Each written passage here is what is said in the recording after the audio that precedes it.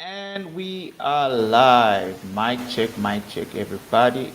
Not so sure if there's anyone around. If there is, can I just quickly do a sound check, please? Happy Sunday, everybody. Happy Sunday. Let me just quickly try and get a share out. Hope you guys are doing well. Whoever can see this first, please let me know that I am audible and loud and clear. I am audible and loud and clear. Right, looks like I am live this side. Hope everyone is doing well. Happy Sunday. Hope wherever you are safe. I am just quickly gonna rush to do a quick share. Channel customization. Right, cool. So if you are there, just let me know if you can hear me. I can clearly hear some feedback on my side. Right, so this is War Room 56, guys. Welcome to a War Room 56 where we look at swing trades, find out what the market is going to do this week in the bigger picture, and carefully try to align ourselves with smart money. All right, so that's what we do in the War Rooms. We'll be walking through a couple of signals, a couple of trade ideas. We'll be revisiting a lot of our old trade ideas because not much of them have been taken by the markets. And maybe do some catch up. But once again, I just need one person, whoever is watching, okay, fantastic. Thank you so much. Thank you for that. Right. So there has been confirmation that we are clear. First of all, I'd like to apologize for Friday. I have started these morning live sessions that I completely missed out. And then I saw that there are a lot of messages in our private Telegram group and I guess public as well that I haven't read from Friday. I'll sit through those, after this particular war room session. And if there are questions, I absolutely, promise you to kind of like answer them if your fellow students haven't responded, right? But for the most part, on Friday I was, supporting my partner, and Saturday was also busy. She had a charity event on Friday. Saturday she had a workshop for parents, which went extremely well. And so it was absolutely important. I'm there for it. So yeah, so I missed out a lot, and it's unfortunate because something incredible happened on Friday, technically Thursday night, but really Friday, which would have really helped if I'd been around to kind of like walk you through the markets, because there was a thing to teach on. So I'm just going to quickly go through that kind of stuff as soon as we're done. Traders War Room. As soon as we're done with our headline stuff. So we got Putin, orders Russia nuclear deterrence forces on high alert. That's not nice, right? Nuclear is not nice. And maybe just to be clear, Nairobi loud and clear. Thank you so much, guys. Thank you, Titus. Titus, welcome to the Wealthy in 3 Years Club. I did see your name added to the list. Welcome, Titus. Yeah, looking forward to seeing your growth, buddy. Right. So nuclear is never a good idea, like in war, right? So this is terrible. A part of me just doesn't even believe this is where we are. Euro, UK, Canada, US pledged to remove selected Russian banks from interbank messaging system SWIFT. So you guys know what this is, right? SWIFT is basically what we do. The event was brilliant, man. The girl works hard. The events, both of them, they ran quite smooth. Thank you. So SWIFT is basically us, right? Currencies, exchange, right? So they're trying to find a way to stop Russia from, getting money, moving money around, and it's been literally, an interesting debate. Germany was against this, to use SWIFT as part of the sanctions, because Germany relies on Russia for gas. And if Germany can't pay Russia for gas, then Russia can't deliver gas. And then all of a sudden there's a crisis in Germany. That's the SWIFT thing. And so the big problem around that is it is a never ever ending, like non negotiator fact. It keeps going on and on and on. And Euro wants it. They want to remove them from things. I don't know if you guys noticed, but crypto like took a massive run right to the upside. And the reason why crypto took the massive run to the upside is because crypto has once again proved to have serious use value. So people in Ukraine also can't have money being sent to them. They are using crypto. In fact, I was pleasantly surprised, because I didn't know this off the top of my head. I was pleasantly surprised to learn that Ukraine has mass crypto adoption. There are a lot of people there who use crypto, and that's currently what a lot of people are living off right now, right? So Russia cargo ship. All right, so it's just basically war headlines. Let's go to a proper place to get proper news. Right, so it's the same stuff here. I have agreed. Euro US analysts have agreed to cut off a number of Russian banks from SWIFT. Right, so I've explained that. More on potential removal. This was yesterday. All these headlines, except for this one, is today. Momentum grows to remove Russia from SWIFT. So these guys are trying to, target Russia where they think it's going to hurt the most. And really, all sanctions, and it's just my humble opinion as Leroy, all sanctions attack normal people. They attack ordinary people. They never attack the rich. They never attack Putin and his people. So it's a really terrible situation for everyone. Stocks put together, put up gains, right? So the stocks ended very, very, very high on Friday, like strong recovery. US stocks put together back to back. Gold trades a little bit lower on the week, right? So gold started to trade down because risky assets were flying. Crude oil, right? Literally from 94, 96 to $100, all the way back down to 91. And we're going to talk about all these things, right? Literally, the answer is there on the charts, but we will quickly iron those issues out. All right, oil rig counts are up, fine. Atlanta, all right, fine. Johnson urged leaders to take immediate action against SWIFT to impact maximum pain on Russia, right? No one wants to go on a full-on combat with Russia. Everybody wants to kind of like negotiate with Russia around, sanctions and all this kind of stuff. Russia aims to change, the government in Kiev. Direct links of Ukraine, Russia is minimal. European major indices closing higher on the day. So there were a couple of guys in the academy who were selling FTSE 100 on Thursday. Man, I wish I'd been around for the morning live because I'm in class for 2 hours. Sorry, guys, just hold on. I'm in class until 6 p.m. Yeah, 6 p.m. Sorry about that, guys. So it was absolutely fundamentally crucial that this is understood. Like the Friday was such a big day for the markets, and I'll go over it. U.S. stocks extends gains. SP 500 up 70 points. I think Dow did 800. I think the Nasdaq did 1,000. Goldman Sachs sees risk of $125 barrel. Right? You see this? Why it will be tough to bring on supply. Remember, the more supply you introduce to the market, then oil starts to drop. If you restrict supply of oil in the market, oil goes up, right? So he's saying, look, it'll be tough to bring more supply. And so I'm starting to see 1 to 5. This is Goldman Sachs. They hardly ever miss. USD trades back in the red box, blah, blah, blah. Kremlin says Putin has agreed to organize negotiations. This was on Friday. I'm pretty sure this failed because there's now a nuclear plan on the table. Let's quickly go to stocks. Oh, man, there's just so much I want to tell you guys. There is also this Bitcoin Cash thing. Let me just write it down so I don't forget. Bitcoin Cash scenario. As I was preparing the notes for Wealthy in 3 years, I took out Bitcoin Cash. I'm just going to talk to you guys about it now, but it won't be inside your actual notes. What's going on? All right. Okay, sorry. It won't be outside your actual notes. Sorry, man. My home office has a nice front side window, but I don't know if it's happening in your city in South Africa, but these census people keep coming. So I keep telling them that I'm busy and they just keep trying to distract me outside my window here.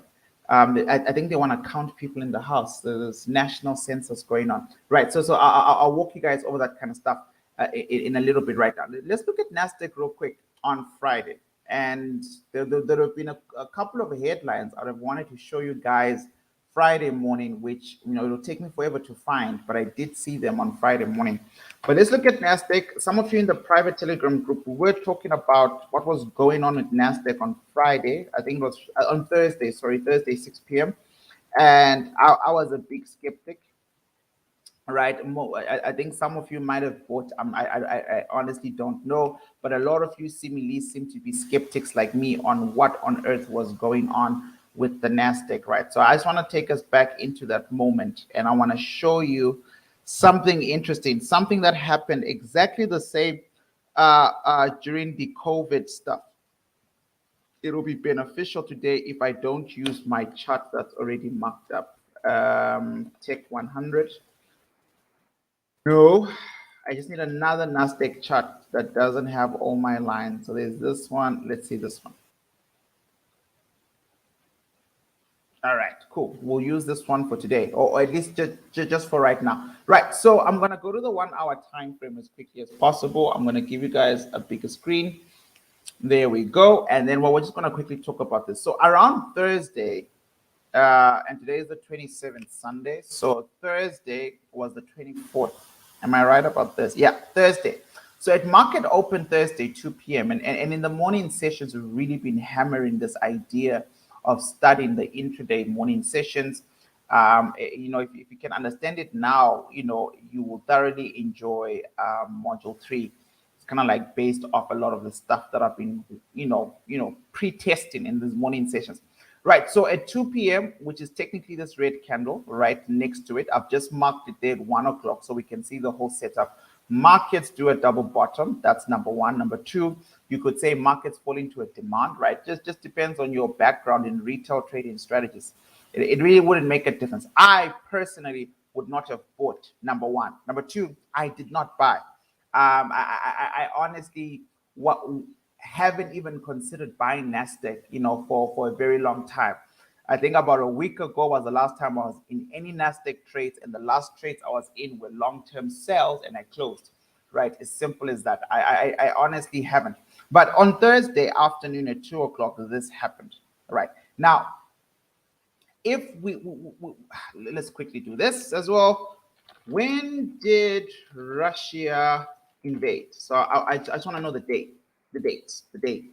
Russia war is ongoing, blah, blah, blah, blah, blah, blah, blah, blah, blah, blah, armed conflict in February, da, da, da, da, da. Oh, God, man, come on. When did they start? When did the invasion start? 24. Guys, please, this is so important because I don't know how to teach this stuff. This particular stuff that I'm showing you, this is complete market awareness, so to speak. I do a good job in what I call for my research scenario analysis, right? But complete market awareness is something that everyone will achieve later on in life. The more time you spend in the markets. Okay, I just want to be very honest. Not something that you can write down. Everything of mine has rules. And so that's why I say teaching people how to trade, you just teach them the rules of the game. They become disciplined. They make money. Market awareness is more than just rules. It's like a feel for the markets. It's an understanding for the markets. And in my humble experience, it comes through time. This small part comes through time. Even I didn't catch this. From a technical perspective, on the tiny 15 minutes chart, 5 minutes chart, you can find breakout strategies if that's who you are, right? It's simple. 15 minutes. You know that the session is going to start at 2 o'clock, right? I've taught you this before. We've been doing this in the morning there, 2 o'clock, right? So that's how markets open. Markets rallied all the way down. If you're a risk taker, you would have had something like this on the 15-minute time frame. Your stop loss would have been outside the zone. Remember, we've moved from H4 daily, right? And you'll have been tracking this. You've been tracking how Nasdaq opens. It opened up or down. And as soon as this demand was confirmed, you most likely wouldn't have wanted to take the trade because sentiment is bad, there's a war. But after what we call confirmation, so for example, there could have been a break of structure, break of character, change of character. You could have said this supply failed to hold price down, etc. The problem was the impulse was so sharp, so strong. You would see traders, those of you who like to share your trades, most of you, I saw you bought somewhere here, you bought somewhere there. And this is someone just chasing the market. And there's nothing wrong with that, right? You made money, you're chasing the market. The problem is I never trade like this. I never chase the market because it means my distance now from my stop loss is ridiculous. Number one. So I have to take a high risk trade that could blow up in my face. I don't know if it will or if it won't. But for me, it's just not a sustainable way of trading, right? The second group would have taken a risk on this demand, which means they would have entered here at 2 o'clock and waited to see if their stop loss was going to get taken out, and it wasn't. And then at about 3 o'clock or something, 3 o'clock, 4 o'clock, I don't know, let's find out. At 4 p.m., I don't know, at 3:30, This is what this chart looked like at 3:30 on Friday. Like this is all module 2, right? Remember, an intraday trader, guys, is not a sit and forget type of trader. The intraday trader is literally on the charts 24/7 looking for opportunity to make money. It's like their full-time job. So markets open to the downside. Markets react to a bullish engulfing pattern, and then markets create another bullish engulfing pattern, taking out a bearish engulfing pattern on the smaller time frames. 365 trader who's done module 2, who was willing to take a risk, because it was a big risk, because again, the sentiment was off, would have drawn an order block right there.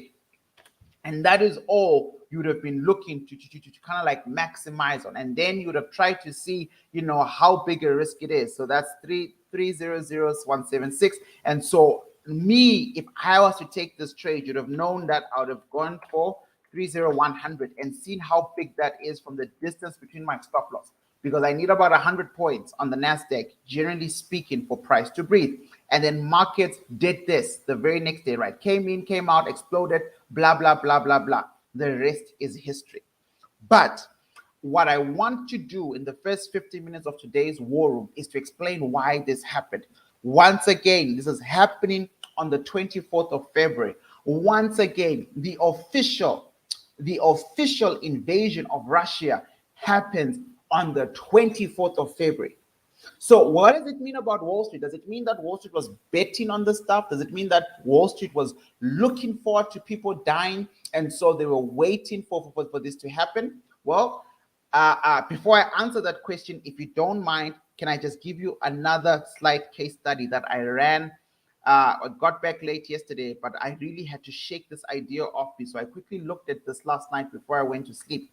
But let's go to the monthly time frame of Nasdaq, right? And then I'm going to come here to the infamous COVID. You see COVID? You see there COVID, and then price takes off somewhere in there, right? On the monthly, we're going to go to weekly. Let's just draw a circle. I want to find the moment price stopped falling in COVID, right? I want to find the moment where price stopped falling, right? So it seems to me that the week of the 23rd of March was when Nasdaq started to recover. And remember, this is not just Nasdaq. Every single risk-sensitive asset did this. Every single risk-sensitive asset. So Euro, AUD, Bitcoin, blah, blah, blah. All of them pound. 23rd of November, that week per se was a good week, right? So I want to come here and I want to go to the daily, but it's going to take me forever to find now as I trim down. This is important. I really want you to take this in. I'm sorry it's taking a little bit of time from our signals, but I won't get a chance to do this on the Monday morning live because we actually have far much more time together there. And this was supposed to happen yesterday, but I don't mind teaching right now for those interested, right? So there it is. I finally found the absolute V shape. So I can confirm to you that the V-shaped recovery on Nasdaq during COVID was the 23rd of March. I stay in South Africa. In South Africa, Cyril Ramaphosa announced level 5 lockdown to start on the 20-something of March, which is a signal that things are going bad, right? I can't remember the exact date. When did South Africa go into level 5 lockdown? Level 5 was the first lockdown. It was the first time we locked down the country in general. Country went to lockdown from midnight on the 26th. So on the 26th of March, when there's a decree and a declare that things are at their absolute worst, global economy needs to start, and obviously he didn't shut it down, he announced it on the 20th or whatever. Global markets are doing great. Why? Why did global markets do extremely well when Russia made the actual invasion? Why did global markets do extremely well on the 23rd of March when COVID had just been around for a month and those Italy crazy headlines of tens and thousands of people dying were popping? So this is what I did. I went and typed in here top headlines for the 23rd of March 2020. What I'm looking for, I want to prove to you is there wasn't a headline that said vaccines are on the way. There wasn't a headline, as far as I can tell, that said everything is going to be cool, which created a risk on sentiment.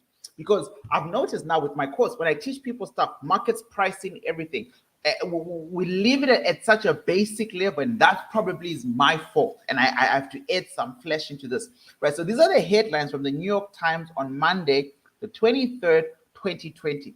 Just like how we would sit today and look at today's headlines to kind of like make sense of the sentiment, if you are trading on the 23rd of March 2020, this is the stuff you'd see on every single page. You see the virus can be stopped, but only with harsh steps, which was lockdown. You remember that this was very risk off. Shutting down the economy meant losing more jobs, price of oil dropping, etc., etc., etc. It was just a whole crazy scenario.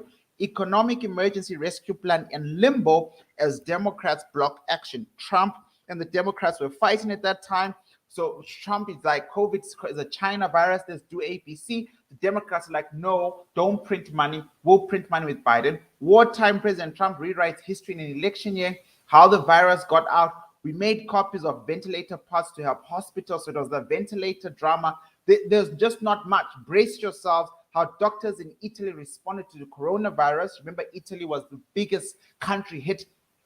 I can go on and on and on and on. The point is, there's not much good news, right? She's more than a statistic, right? The pandemic, deniers and disbelievers. If I get corona, I get corona. Nothing good happened on that day. Now, the reason why markets pumped up and that became our V-shaped recovery on the 23rd is pretty much, in my humble opinion, and I'm happy to be proven wrong, the same reason why markets pumped up this past Friday. You'll remember, those of you who attend the war rooms regularly, we are now in week 2 to my 30-day prediction of market recovery. Now, unfortunately, or fortunately for me, because history will judge me later on, that prediction that markets are going to bottom out when I was looking at the Russell happened long before a war happened, right? Or before the invasion took place. I wasn't even sure we're ever going to get an invasion. I still am bearish on the Nasdaq. Before I explain what's going on, I still hold very strong that, price could very well come all the way down here. I still see it possible. It'll be my first time trading in a war, right? Yes, from a technical perspective, markets can recover. Markets are in a demand, absolutely. You know that in my much more detailed Nasdaq chart, I do have channels across the line, and I know that price has broken through one of my channels. In fact, markets have broken through 3 of my channels, and so for me, no matter what you tell me, I am very bearish for a very long time on the Nasdaq. But this can happen.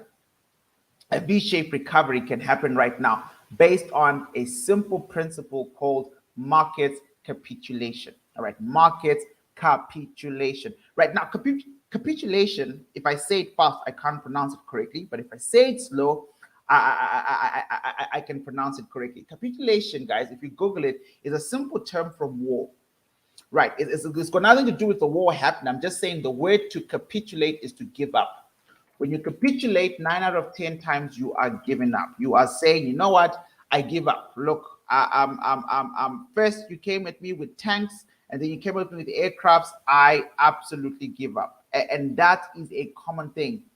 I've noticed with my Zoom whiteboard, I actually can't, put in text. Right. Anyways, I was going to write down the word capitulation here for you.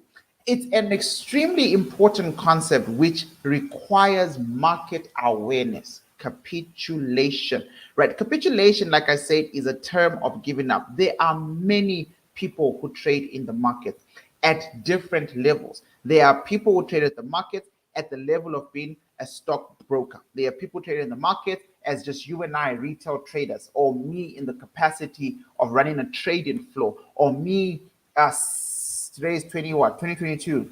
Me 6 years from now, when I become a hedge fund, right? There are many types of groups of human beings who are in the markets. At some point in time, these different groups start to react very differently to the market.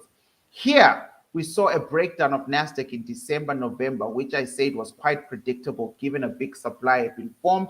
I've been through this in 2 war rooms ago. We saw this particular area hold into January, which allowed me to become very bearish on the Nasdaq for long term. Later on in February, somewhere in here, we started to have rumors of a war when these NATO disagreements began. Right. The new trader thinks markets are falling because of NATO, right? Through supply and demand, we know Nasdaq has been falling since last year, December, November, to be very specific, due to inflation, bottleneck chains, supply chain problems, inflation, crisis, and the Fed's, slow take action on tapering, right? Markets were already not happy. We've talked about this ridiculously. We say tapering would go from November till about June, and we found out recently that tapering will end in March. And so markets were pricing in, let's sell a little bit now. When March comes, we're going to have a nice value base to buy. We're going to buy low, sell high. Simple logic, because of inflation crisis, not because of the war. The war is a new thing thrown into this equation. Capitulation in the markets is when, remember, Nasdaq and SP 500, Dow Jones, all these are what we call risky assets, number one. But more importantly, even deeper, these are stocks, right? These are stocks. Human beings are buying individual company stocks or the basket stocks, saying, I'm investing into tech, right? I'm a tech guy. I like Tesla. I'm going to buy the Tesla stock. I like Facebook. I'm into metaverse. I'm going to buy the Facebook stock. These investors are putting money per stock, 4 shares, for trading as well, and they're hoping that if I invest $1,000 by the end of the year, I'll have 10,000, right? Some stocks don't give you that crazy gains. It's just an example. And the reason I'm bringing this up is you have to always think. I always tell people, just try and think like a billionaire. The quicker you learn how to do that, slightly better the calls you're going to make.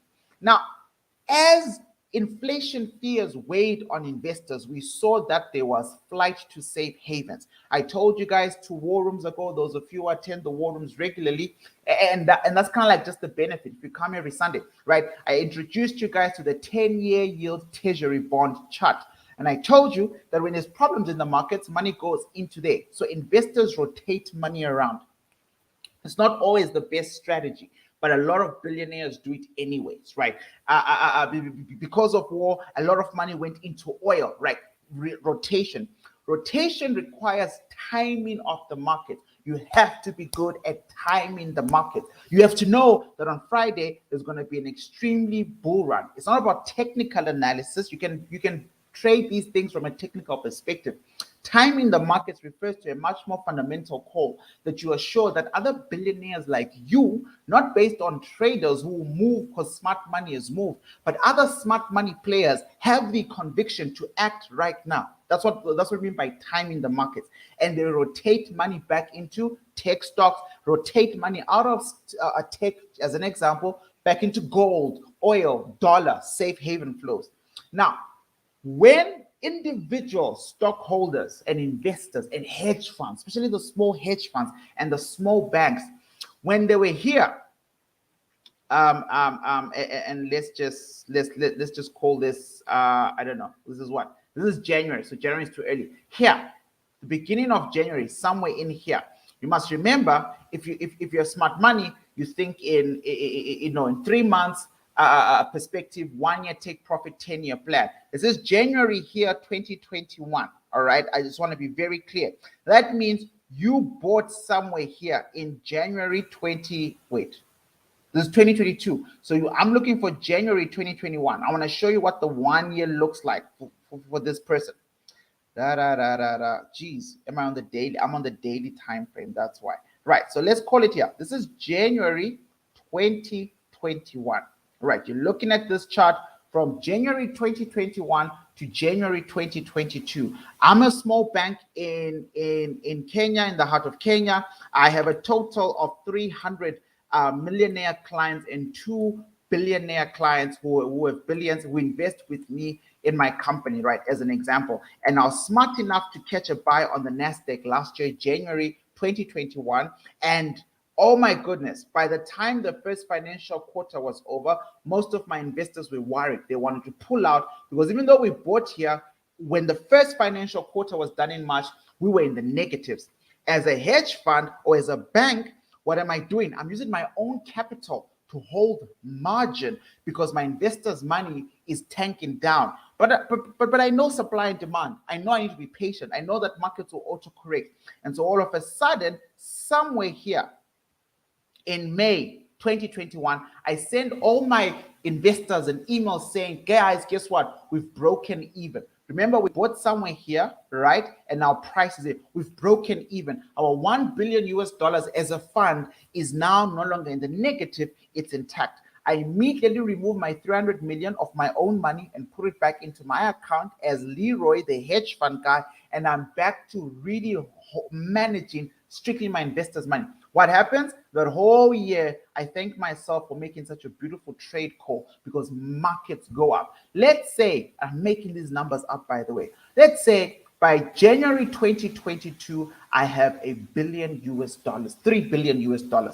I'm like, guys, look, we've done well as usual. I'm a bank. I'm here to stay long term. We're here for the next 50 years. So would like you to keep your money with us. We signed a 1-year contract and we think with $3 billion, we can make 10. Right. So all we have to do is reinvest it into the markets. Please trust us, guys. That's the logic. And everyone is like, yeah, let's do this. It's all good. The Fed is going to increase rates. America is going to be fine. Global economies are going to be fine. Vaccines, blah, blah, blah. Everything is going to be fine. That's the talk. That's the logic. And then all of a sudden, this bank, the small bank in Kenya or Zimbabwe, wherever it is, starts to notice a pattern. Wait a minute. What's going on? So this 3 billion now is about 2.5 here. I have a tough psychological call to make. One, take profits. We had $1 billion in capital. We now have 2.5 on top. We have 2x the account. We can take profits. But if we take profits, we lose this competitive edge. Traders, forget this. Swing traders, never forget this. For intraday traders, it doesn't make a difference. It doesn't matter. But for swing traders, your area of competition, where you enter, your buy low or your sell high, that's all you have. That is the only leverage you have. Some of you, I showed you guys my gold chart, right? I had to hold. It wasn't easy. Well, that one was because it was in 2019. I had finally gotten used to that stuff. But it's not easy for the first 2 to 3 years of positional trading because you are literally watching. A 2% drop of your equity is a big deal. 10% drop is a bigger deal. And you're trying to make sense of what the markets are saying, what are markets pricing in. And then boom, a war happens. Some banks in that example would have taken profits and closed at 3 billion. And then they would have been trying to time the market. Right. Timing the market would mean they would have been trying to buy again at a weekly demand. And then stop losses of 500 million, 100 million would get hit and they take a loss. And then they'll try and buy again somewhere down here. And then another stop loss of 100 million, 200 million, they take a hit and they, and they lose again. So there's 3 billion. Whether you're timing the market or you're still holding is losing value because markets are falling. Markets are falling here because of the Fed. Markets are falling here because of a new COVID strand. Markets are falling here because of God knows whatever reason. At some point in time, when the war came, it is my humble opinion, and we all saw this. Those of you who've been following me the whole week, when we're checking sentiment, there's something called market capitulation, where on the finally the worst happens. And just before that, on Thursday, the headlines on Wednesday was Russia is adding more troops to the border, Russia is moving in, and capitulation is when the most bad news finally happens. And you're like, all right, fine, I can't take it anymore. I am pulling out. So everybody starts to close. Everybody starts to sell their Bitcoin. I'm done. There's too much bad news in the markets. If I keep holding, like Leroy keeps telling me to hold, I'm going to lose so much more money. I didn't buy that low, Leroy. I actually bought somewhere here in March. So if I'm buying somewhere here, then price has come back to where I was. I'm practically have held this trade for a year and I've made $0. I can't hold on for any much longer. It's a capitulation shake. All right, that's what a capitulation is. It's a complete market capitulation shake where the worst of the worst is absolutely happening in the market and you can't take it anymore. It is a prognosis of retail traders, short-term, medium-term traders, including banks and other investors in their strategy. It is literally in war. Capitulation would be today if Ukraine puts a white flag and says, all right, fine, take us, take Ukraine, we give up. Capitulation in war is an agreement in time of war where you surrender to the hostile enemy. In the market is when investors give up any previous gains in any security. Now, here's the crappy part about Wall Street. Markets are not random, like I've said to you guys many times, right? The only thing that's random is your psychology and other trader psychology, and that actually messes up your charts. But in terms of the structure and mobility of money, we can track that and predict it all the time. Now, what happens with capitulation is a lot of people don't know Wall Street is not in the battlefront fighting any war. Wall Street is doing what Wall Street does every single day. In 1935, during the Great Depression, Goldman Sachs was doing what Goldman Sachs does. In 1918, during World War I, Goldman Sachs was doing what Goldman Sachs does. Right now, Goldman Sachs, JP Morgan, and Wall Street in general are doing their jobs. This is their job. They watch stocks fall. They wait for serious capitulation. They wait for everybody to give up their assets. And then when there are no sellers present, who's left? Buyers. Now, I've taught on this, please, those of you with access to the remote course, especially those of you who came to my live classes last year, you remember I had this simple example all the time. I can never buy an asset in my entire life unless there's a seller. It could be a pencil, it could be a stock, it could be a car, it could be crypto. For me to buy, I need someone to sell. I absolutely need someone. For me to sell my asset, I need someone to buy. But because we are supply and demand traders, we need the extremes. We only want to buy here because we're buying low. We never want to buy in the middle, and we only want to sell on the extremes because we're selling high. So on a chart, it looks like this. We sell at the top and we buy at the bottom, right? This is basic module 1, 3, 6, 5 stuff. Those of you who, I'm sorry, but I have to get this out, man. I need to get this stuff out. Now, buyers, we call this an imbalance, right? 365 traders, it's an imbalance. Markets are completely imbalanced. They're stretched apart. And so the most buying, the best buying with the most money happens on the extremes, and so is the best selling. You sell high, you buy low, etc. When markets capitulate, which is, for, in my humble opinion, it's difficult to time, but easy to see in the retrospect, it means all the sellers are done. All the sellers have given up, all the sellers have exited. The fact that when the sirens went off on Wednesday night that Russia is most likely to attack, we all thought market crash, right? Including me. Market was already crashing. I was like, damn, right? So it's really bad. And I was preparing on Friday to sell. In fact, Friday, for me and the Nasdaq in general, when short-term trades on Fridays, I want to sell. I like selling on Fridays because I know short-term swing traders are also exiting out of their positions. Short-term intraday traders generally don't have the balls to buy most of the time on Fridays. So I was looking to sell. But here's the thing about an imbalance. Let's draw a seesaw. When all of a sudden, right, so this is like my version of a seesaw. When all the sellers exit, all the weight in the markets swings back to buyers. Does that make sense? If there's no weight here, remember, there has to be weight here, aka sellers, to bring price back to an equilibrium or balance, or to push price to the downside. But if all the sellers in the market at any given point in time, all of them go, all that is left is buyers, and all sellers go because of capitulation. So, ironically, Wall Street on Friday, opening time, or at least 2 o'clock on Thursday, when this headline hit us, where's the headline now? There, when it became clear, 24th of February, 2022, Russian invasion is actually happening. You remember in Africa, it's 2 o'clock, but in America, they're just waking up. It's in the morning. They're waking up to the news that the worst of the worst has happened. And this is the last thing I want to talk about. Markets, once again, price in everything. The crash from the 10th of February that was adding to the predetermined crash on Nasdaq from the 10th of February 14, when there was a talk of war, talk of conflict, and I kept saying that week, Russia needs to invade this week so we have clarity. If they needs to invade, if Russia invades this week, we'll have clarity. The week before the actual invasion, right? Markets were already crashing. That is pricing in war.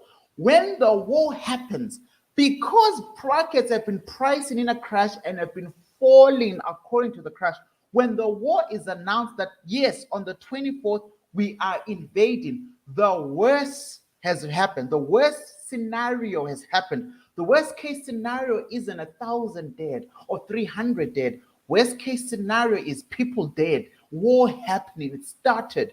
As soon as the market said what is the worst case scenario happening has happened, and capitulation happened where everybody sold out of their positions, the only people left are buyers. The same thing happened with oil, which at least that one I caught in 2020. I told you guys that if war goes into $1, just standard lot size 50, because you can't get a stop loss hit. It went into the negatives, but your brokers can't penalize you for that because the worst of the worst has happened. Never in the history of oil has oil gone to the negatives. It did in 2020. The only trade idea was to buy up. All right, so this is why this happened, right? There was market capitulation, but also without me really tracking things and being absolutely meticulously, on top of everything, which is sometimes very difficult. When the actual invasion happened on the 24th, markets opened to the worst of the worst has happened. There's not much any more bad news you can expect. All the sellers are gone. It's now time to start our recovery. Now, the question is going to be, Leroy, should we start buying Nasdaq? And the answer is, it's up to you. It's really up to you. I fundamentally am still looking at my structure. All right. I respect that we've got a demand here that is caught price, number one, on a governing time frame. I get that. To me, it's not anything surprising, nothing too, amazing to call home about. I do suspect that, price could start to ready up. My thesis, long-term thesis of a bearish Nasdaq is not yet erased. Fundamentally, I'm going to need a little bit more. I'm going to need my full 30 days to come to pass. I'm going to need more higher highs to be created. I'm going to need markets to mitigate this level. Let me show you what a bullish Nasdaq to me looks like. A bullish Nasdaq needs to survive every single thing that's about to happen. Remember, guys, a full war is happening. Someone is now talking about nuclear. So when stuff like that is going on, I need to see Nasdaq start to ignore sentiment. Nasdaq and stocks and crypto have not been ignoring sentiment. They've been doing what we believe, they ought to do. So the next big supply on the Nasdaq on the weekly time frame is between, we'll call it 15,100 all the way to about 1,600, right?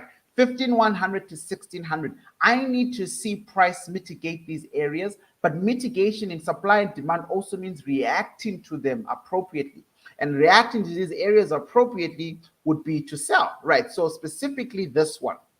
I don't want to have the area of value that big. So I want to see price, number one, successfully get up here. Right, if markets can climb this to basically 1,600 to 1,601, 1,600 to 1,600, let's just put it out there. Call it 16,000, maybe, then I can get it right. So that's where 16,000 is. Yikes, right? And then let's get better number here. Let's call that 15,700. Right, so 15,700. If markets can get here. And then 16,000 is not the best for me. So let's go 16,100. If markets can get somewhere up here, right? If markets can get somewhere up here, that would be very impressive, number one for me. So I don't think I'll be with you this week in buying Nasdaq. You're more than welcome from the short time frames. You're more than welcome to kind of like, dance with price, and take your risk. Just go eyes wide open, right? There's a big supply there. Go eyes wide open. When markets tried to reject the first time, it was this supply that stopped it. Go eyes wide open. There's a lot of previous sellers that remember when fear was in charge in the markets. And I still think there's a lot of fear in the markets, guys.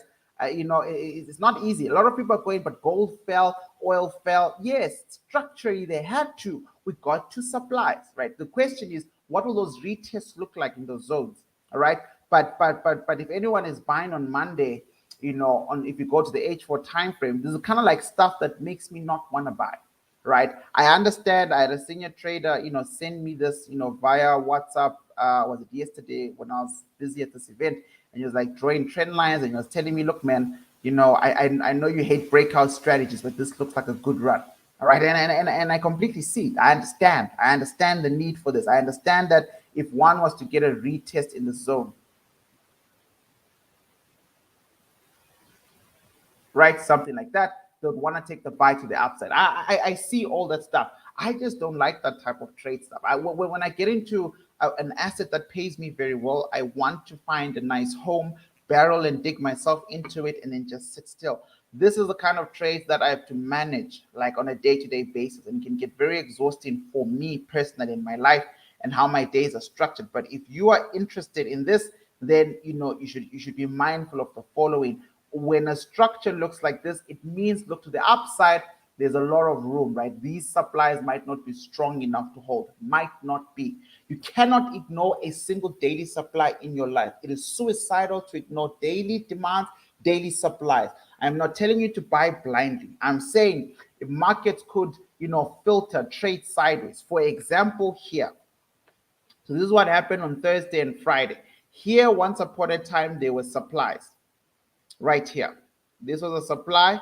This was a supply. And you can see when markets came back up the first time, markets had to almost recognize the power of that supply, create its counter order block so that when price drops, it drops into a place where there are already a lot of buyers trying to collect orders, and then launched up to the deep at about 2 p.m. again on was it Friday the 25th, etc. Markets exploded. So continuing what they did on Thursday at 2 o'clock, on Friday at 2 o'clock, markets pushed on. You can see the Thursday run is so much stronger, so much more efficient than the movement of price on Friday because of the selling pressure that they encountered here. The panic, the fear, the uncertainty is still there. All right, but all of this is to talk about market capitulation, right? So Bitcoin, and then after this, guys, I promise you I'm going to get into some setups, right? So this is me. The last time we're together in a war room, this level was at play. I told you that this coming week this level will be removed. You can see for yourself this level has been removed this week, probably like Monday, Tuesday, straight after that war room. That's exactly what happened. I have this zone here on the H4 time frame as a demand. I don't believe in it. I don't believe in it. The reason why price is doing this is, once again, there are some very, very, very, very, very, very brave buyers in the markets right now. Fundamentally, Fed, Wall Street, who know for a fact that a lot of people have given up, who literally 24 February, all of this same time, 24 February, but check Bitcoin. Bitcoin reacted at 6 a.m. first. Nasdaq had to wait for 2 p.m. when the markets opened. Okay, guys, I want to say that again very clearly. Bitcoin, because of its ability to react timelessly as a primary market, as soon as it was clear that Russia is invaded by 6 a.m., Bitcoin started to create a value-based recovery, right? V-shaped recovery. And then Nasdaq, when it opened at 2 o'clock that Thursday on the 24th, followed suit, right? So when you're engrossed in the markets, you might have been able to catch the stuff. You might have noticed that Bitcoin is moving, but it's now too late for you to jump in, and then simply track other risk-sensitive assets. So wait for Nasdaq to move at 2 o'clock. It's up to you, right? Then price hit here. Now, again, guys, also Ukraine, Russian people themselves, all of them have been transacting a lot on crypto. So there was a lot of money in the crypto markets, fundamentally because of the SWIFT threat, but there were many banks that were shut down, many banks completely inaccessible due to war and due to sanctions and due to all other things. And people have been moving money, sending money to loved ones via crypto and making a good case for crypto. So this is very strong bullish news for Bitcoin. But all Bitcoin did so far is rally all the way into a supply. This is a strong case for Bitcoin bulls, I won't lie. Right, when you make contact with a supply, you're supposed to fall. The fact that markets are consolidating very close to a supply could be an indication that Bitcoin bulls want to come back. Again, for my own portfolio, happy if price goes up. For my own trading, waiting for price to come back down. There's a question. Hi, Lyria. With the West banning Russia from SWIFT banking services, do you think Russian banks and businesses might tend? They already have. So not necessarily businesses, but I know ordinary people, and I'm talking about thousands and thousands of ordinary people have already turned to cryptocurrency, which is kind of like seen as something very positive, for crypto. Will this last? I don't know. I know for a fact that this is one of the positive cases for crypto, is that it's outside of any government framework, so you actually can't shut it down. Number one. Number two, You can't say, well, this is bad because then Russia is going to stay in the war if people are using crypto, because people in Ukraine, the victims of this war, are also very much needing to use crypto, type of situation. So it's a very good use case for, for Bitcoin. And those of you who are brave and want to buy this thing up are more than welcome to do so. I won't be. I never thought my pending order on this sell here would hit. It got hit, and I've immediately broken even. All right, I have immediately broken even. So I'm not invested in a win or lose situation. But I always had this last as a pending order. Granted, at the time, I thought markets were going to keep falling all the way to 30,000. Right, this is literally me waiting to buy somewhere here as a trade idea, short to medium term. But we'll have to see what price wants to do. I might get broken even and kicked out of this trade by tomorrow. Maybe markets go a little bit deeper before dropping, right? So if I do get kicked out and I notice it on time, I might then try and sell again at like a 2.5% risk, and then see where that takes me. If that doesn't take me well and markets want to go up, then I'm going to step out again and just read the market for the time being. Right. And then, because I want to wrap up this whole idea of Bitcoin, this is the price of Bitcoin right now today, ladies and gentlemen. The price of Bitcoin today is about 39,100, very close to 40,000 US dollars. But my human beings, where is it? Price of Bitcoin Cash. Price of Bitcoin Cash. Where are you, Bitcoin Cash? There you are. And this is just me just quickly flipping into my mode of, it's just easy to make money in the markets if you are open-minded and you're willing to learn and you're patient. For Bitcoin has fallen 72% in its all-time high. I'll show you the statistics in a minute. Right? Bitcoin has fallen 72% from its all-time high. This is Bitcoin Cash, and Bitcoin Cash has fallen 92% from its all-time high. Its all-time high for Bitcoin Cash is the 2017 crash, not the 2020 crash. This is Bitcoin Cash. Literally, Luno has it, if I'm not mistaken. I think it does. I could be wrong, but I'm obviously more invested in Coinbase at the moment when it comes to Bitcoin Cash. But I'm going to put both these things here. Yeah, no, I'm right. Luno has Bitcoin Cash. I bring up Luno because I feel like Luno is one of those basic crypto wallets with such little options. But the options that it has are what we call our classics, right? Our mainstream coins. And Luno has it. So if Luno has it, everyone else can get it, right? And I'm going to put here, this is on the left side, my Bitcoin chart. So from the all-time high of about 69,000 US dollars, basically almost 70,000 US dollars, to where price is at this very second, there's a 75% increment, right? So if I wanted to start investing dollar cost averaging, those of you who are not going to be part of the Wealthy in 3 Years program, where I'll be sharing awesome old-time coins, metaverse coins, and all sorts of things, but you still want some type of direction, here's a way to think around this kind of stuff. Bitcoin, like I said, has a 75% chance of going up. Now, not only will this be a 75% recovery of where price is, you also have to consider how much price is right now, but not just how much. We're talking about market cap, right? So for a coin to give you 2x, a coin has to double its market cap. Bitcoin is the biggest market cap in the markets, right? It's the number one coin gecko. It's the number one token in the world. It's got the largest market cap, right? This is kind of like how we talk about the stock market, right? The total global cryptocurrency market cap right now is 1.85 trillion US dollars. And we know that right now crypto has been taking a massive hit. And Bitcoin's market cap, surely this is 700 and something billion. Right, it's just that so many numbers, man. I don't want to pull a Jacob Zuma trying to read that amount. So let's just see here. Bitcoin market cap. Right, here we go. I'm right. So Bitcoin market cap today, right now, is 731 billion US dollars.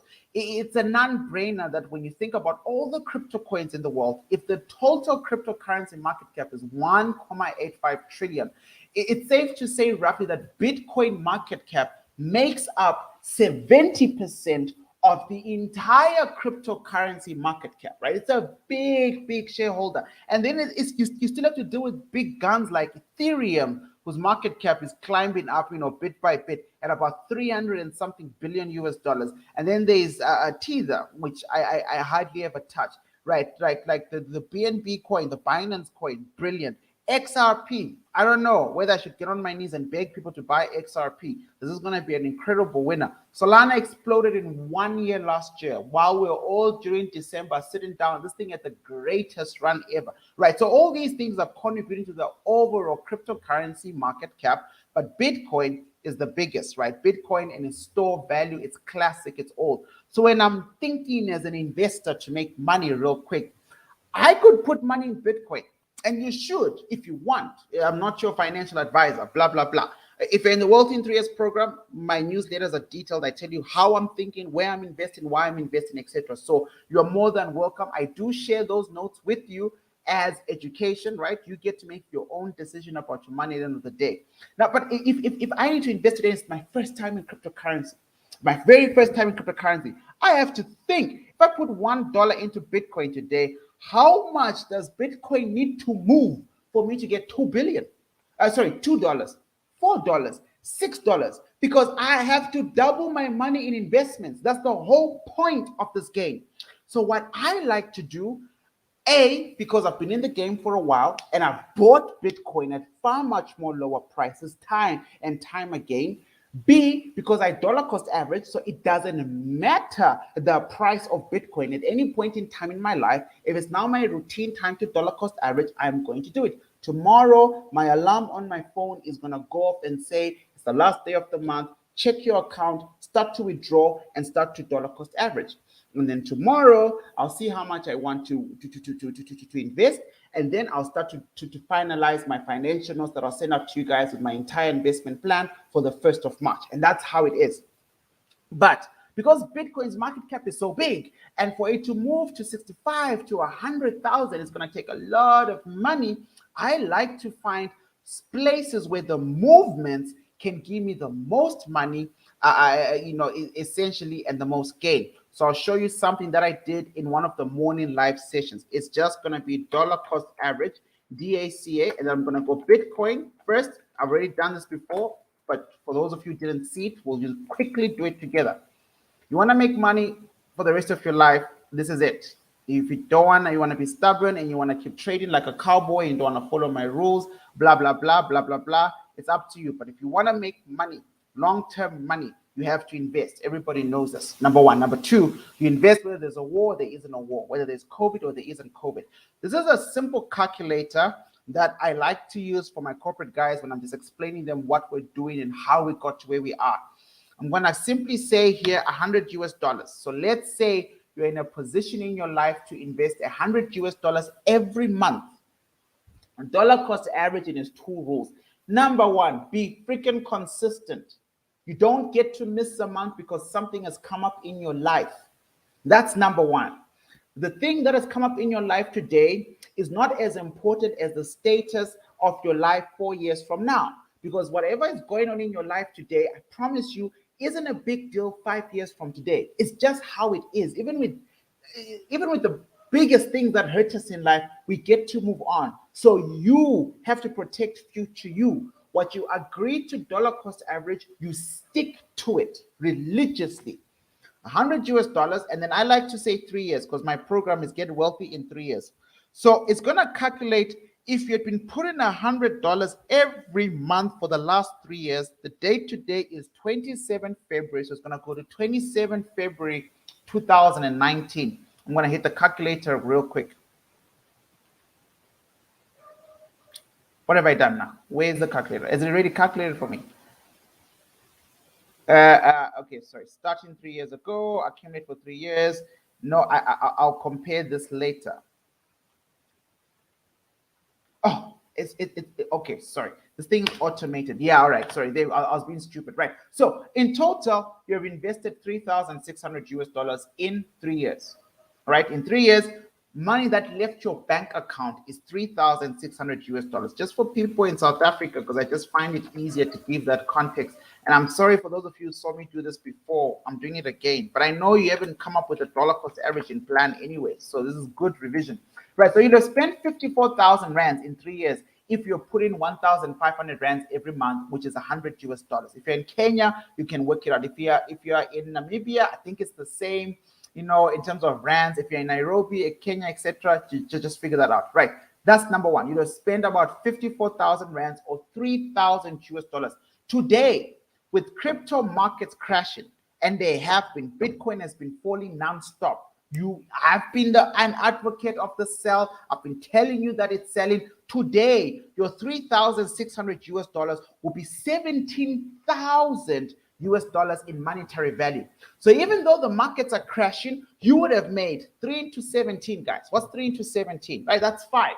Like 3 times 5 is 15. So you'd have almost 5 extra money, even though the markets are falling. What people forget is they go, whoa, Leroy, that's so cool, 5x. But what you forget is at the same time, you are owning the digital asset, which means if you stop dollar cost averaging into Bitcoin today and you go all these little fractions of coins that are now worth 17,000 US dollars, I'm going to stop, I'm going to hold. Their value still goes up with or without you investing in them anymore. All right, so you still make money, but it is advantageous in the long run to also become very good at finding better deals in the market. So I'm gonna go dollar cost averaging into Bitcoin Cash, right? Because remember, I say to you guys, the Bitcoin Cash chart it might have, you know, a little bit of more. Will it give us the same coin?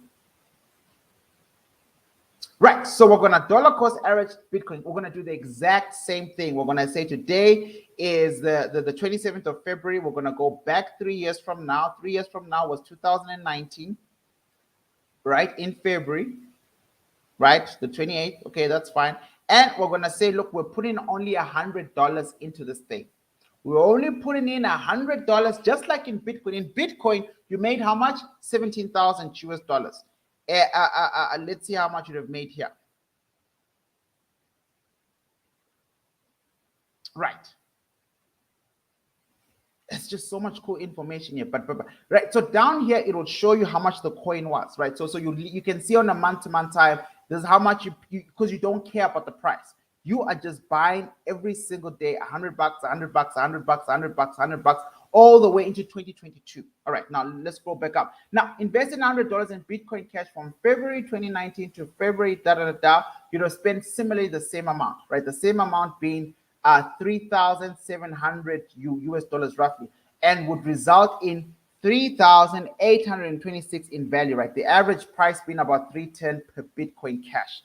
And you're like, Leroy, but in Bitcoin, I spent 3,000 and something, and I made 17,000 US dollars. But in Bitcoin Cash, how come I'm only averaging out at about 3.8 in total? Well, let's have a look at the chart. This is the chart. This chart, and I'm going somewhere with this. It's just today's war room just feels like I'm just dumping a lot of information, but I don't know when I'll tell you the stuff. This chart here, its last fall is 2017. Now, Bitcoin Cash, guys, its use value was fundamentally the creators of Bitcoin Cash realized that they wanted Bitcoin to transact a whole lot more faster, right? Number one, right? Bitcoin could do something megabytes per second, and basically Bitcoin Cash was going to fasten that whole thing. This chart pretty much looks like Bitcoin after the 2017 crash and then COVID 2020. When I look at this chart, right, I'm seeing Bitcoin up until March 2020. I can't see the Bitcoin chart or the rally from March 2020 up to where we are today. That run for me, when I look at Bitcoin Cash, has not yet happened. So essentially, if you follow what we've just done in this calculator, we can use some vertical lines here. We have essentially done something like this. We have taken, where's this thing, vertical line? Right. So that's November 2019. We want to find February 2019. If you remember, there's February, January, February. Right. So February is this green candle.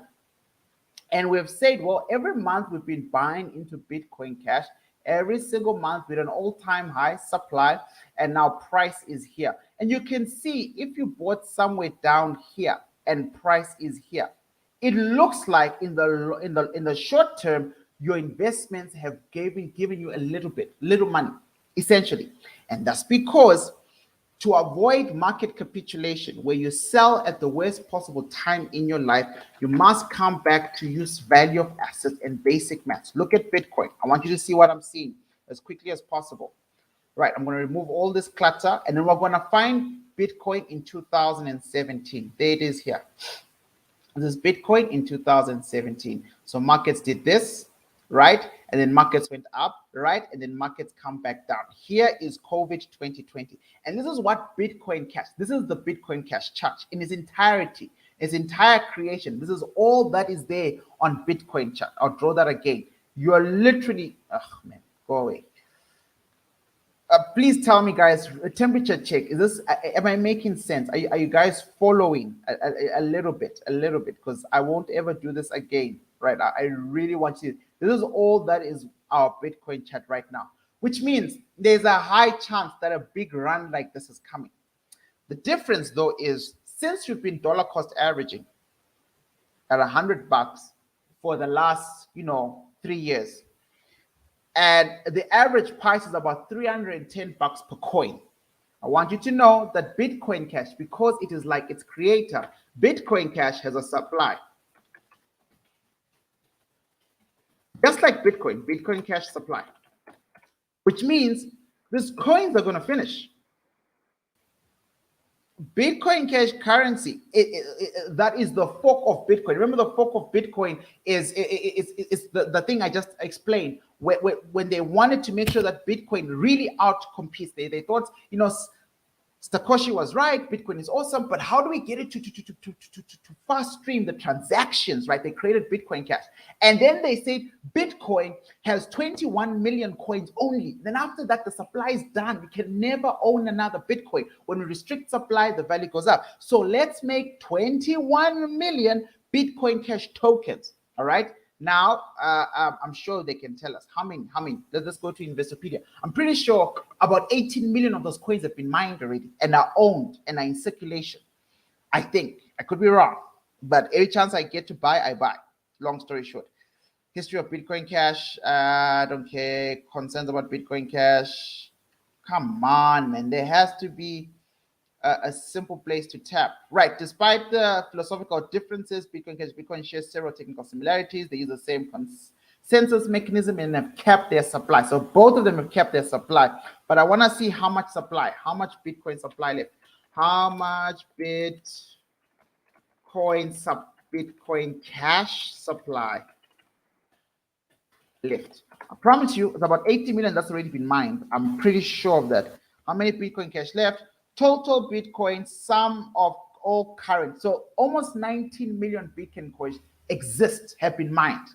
All right, almost 19 have been mined, which means there is about 728,000 left in the world. Right, please work with me. And I'm telling you that the Bitcoin Cash chart looks like this part here. The full Bitcoin rally hasn't happened. Guys, primary markets move first, then our secondary markets follow.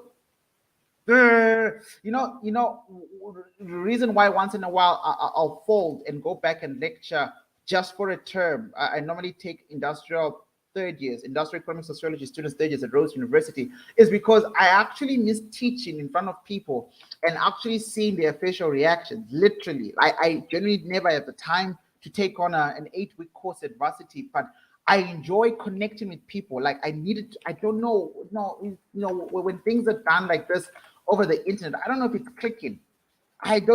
Like, look at this. So this screen here is the Bitcoin chart, Bitcoin Cash chart. This screen on the right is Bitcoin Cash. I'm going to go to the monthly time frame on Bitcoin Cash. This is the entire chart on Bitcoin Cash. Bitcoin Cash Cash was started just early, like June, July 2017. Bitcoin has been around much longer. This is Bitcoin here.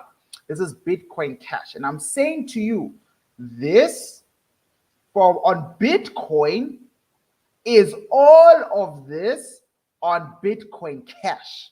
You see the similarities? Like, I mean, it's there, it's literally there. Now, I'm saying, what do you think is going to happen if there's an all-time run? Let me put it this way. Let me put it another way.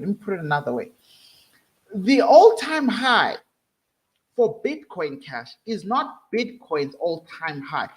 Bitcoin Cash still has to deal with the 2017 all-time high. The 2017 all-time high is about 4,000 US dollars. That's how long price was. Right now, Bitcoin is about to go back to 40,000. Listen to this. It's about to go back to 40,000. Its all-time high was 69. Let's make it 70,000.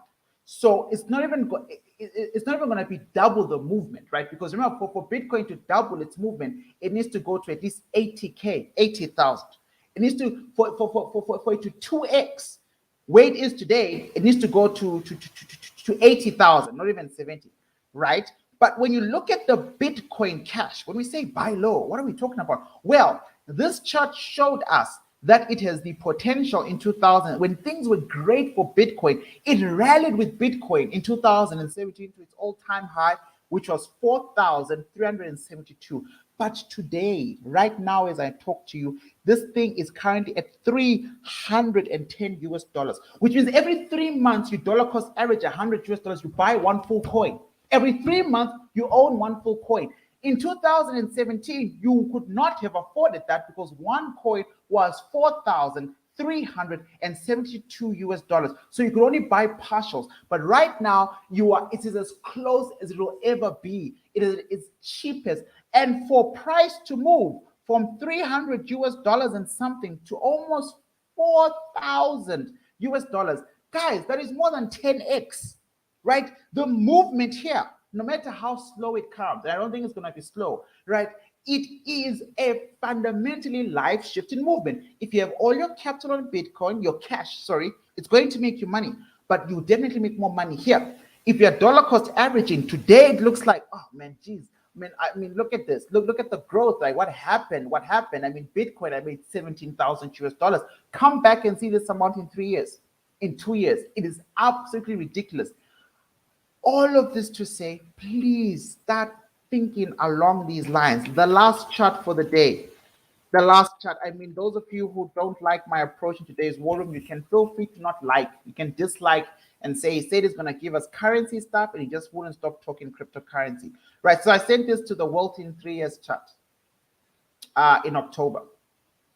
I sent this in October to the reboot version. So those of you who joined in October, you'd have gotten this newsletter. All right.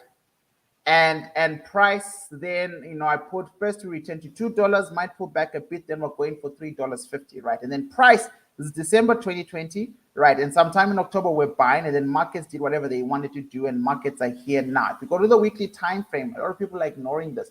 Markets are now building bandages, right? I keep picking this up. They keep reinforcing demands, right? XRP will blow. XRP has already tasted what $1 is like. It's not new. XRP needs to get rid of this 2017 supply.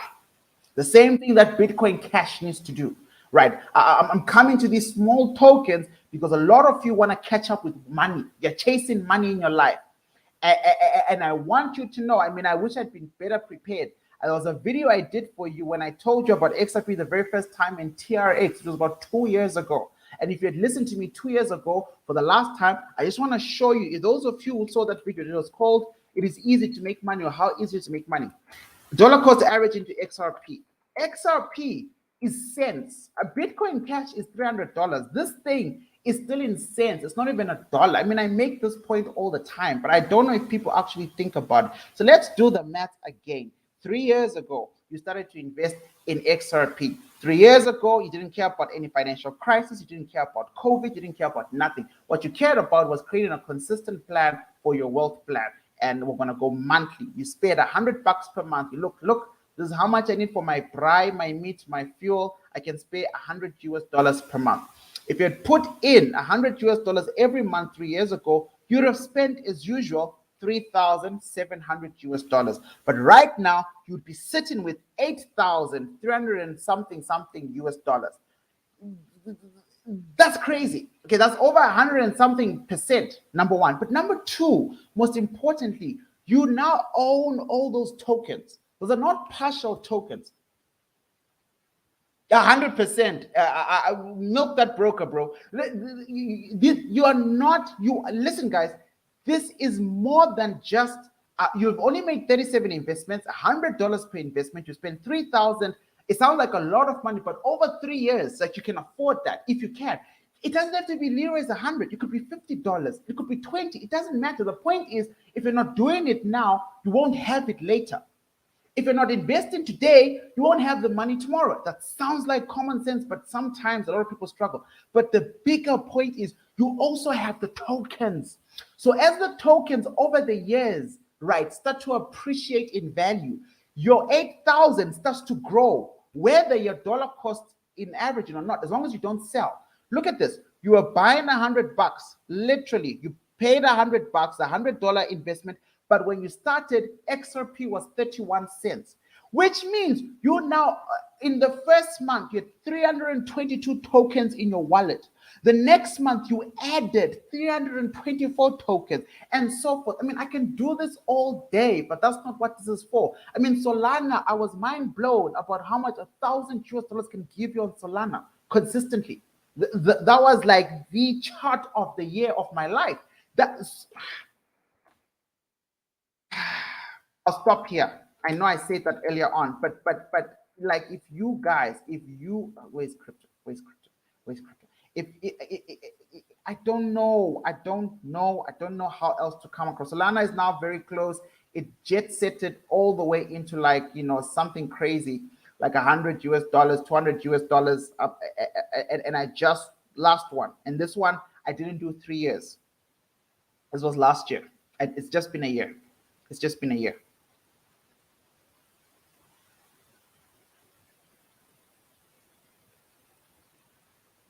There we go. 2020. Today's 2022. I think it was on the 4th of January. Sorry, last year. What's going on? Anyways, let's do this. 2021 for Jan. And I had to close, or not close. I took it as a trade, by the way, not even as a token hold. Then I bought some of the tokens with the money, of course, but so I just want to make this as realistic as possible. 4th of Jan, I think it was like the 10th of Jan, if I'm being honest, 10th of Jan. So that's 10th of February, 100. And I've just wasted all this beautiful effort because this is still on XRP, right? Dollar cost average in Solana.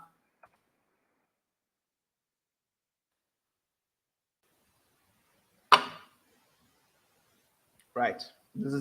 I'm just, right? You remember, each to their own pocket. I went with $1,000 for a use case scenario that I was working on in 2021. This is 001 from 4th. And then I got out, sold out around about the 10th or 11th, whatever, whenever I was shocked. Right. So calculate.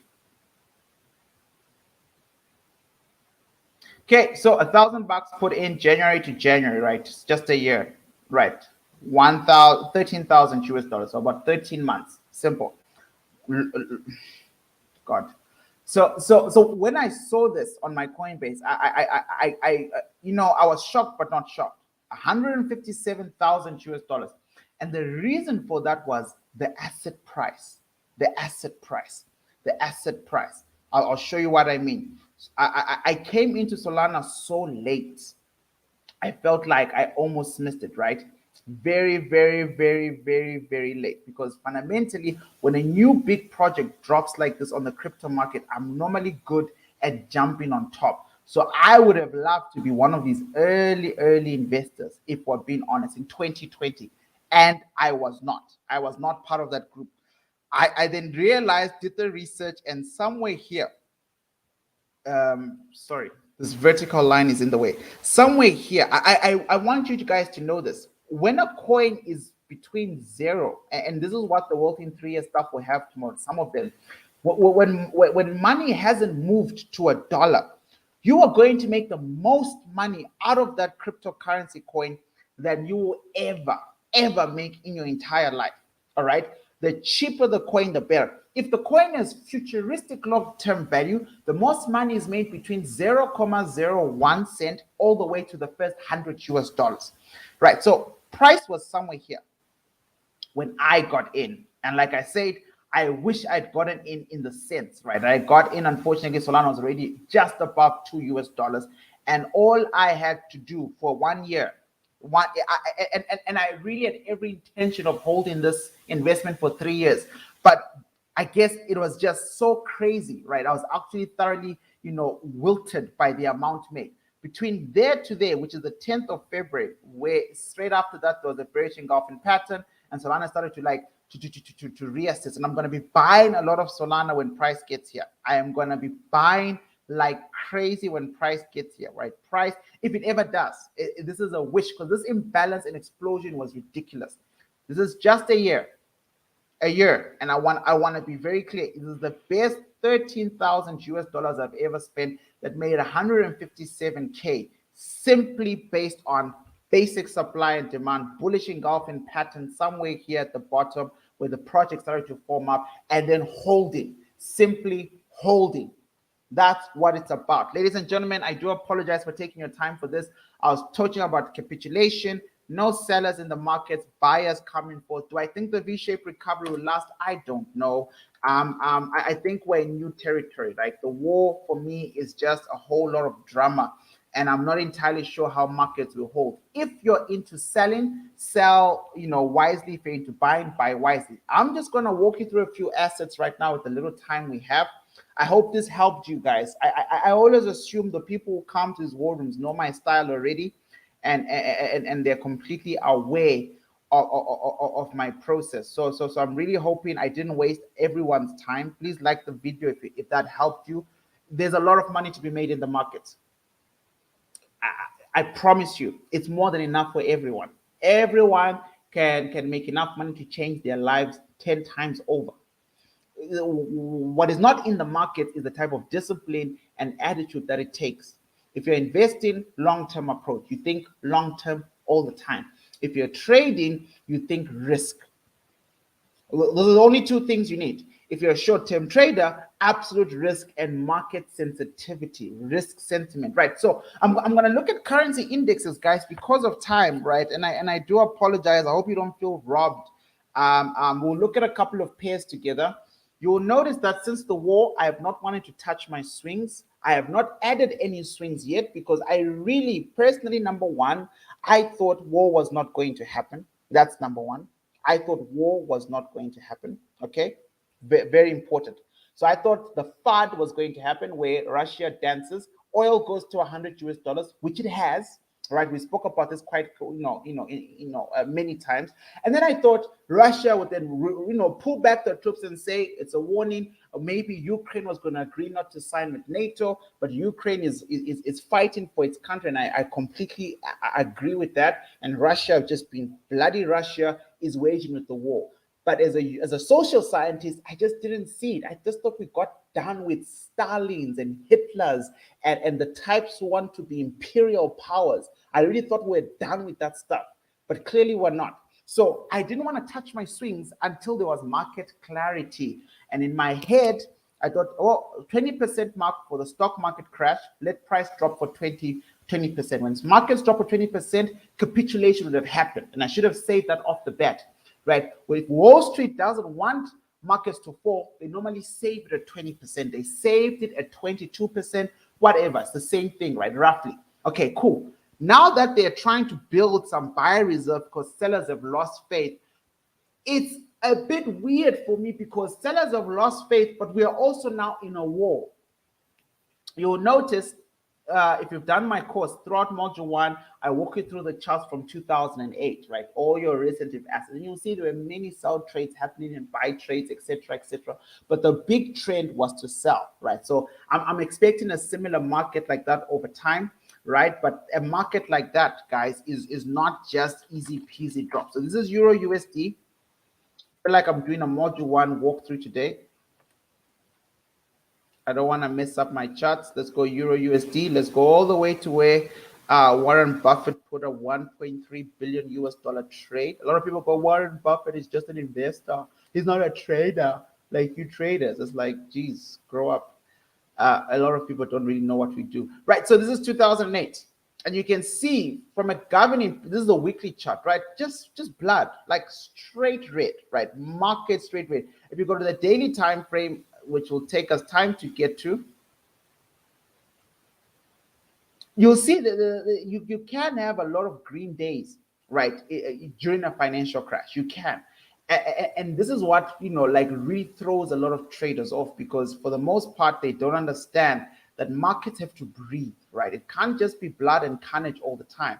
What you need to do is to learn to pick the tops and the bottoms. So this is April, 2008, where markets finally decided to find, the most amount of liquidity and supply and then drop. And then since then, there'll be days like this. But what about a week like this? Or this is actually 2 weeks from the 11th of September, all the way to the 23rd of September, right? Strong green days. Why? Because you've sold a lot. You have literally done. So if you start to work through some scenario, some hypothesis, you calculate how much that drop was. That's a 13% drop. And then you calculate a recovery. And then you start to create some probability models.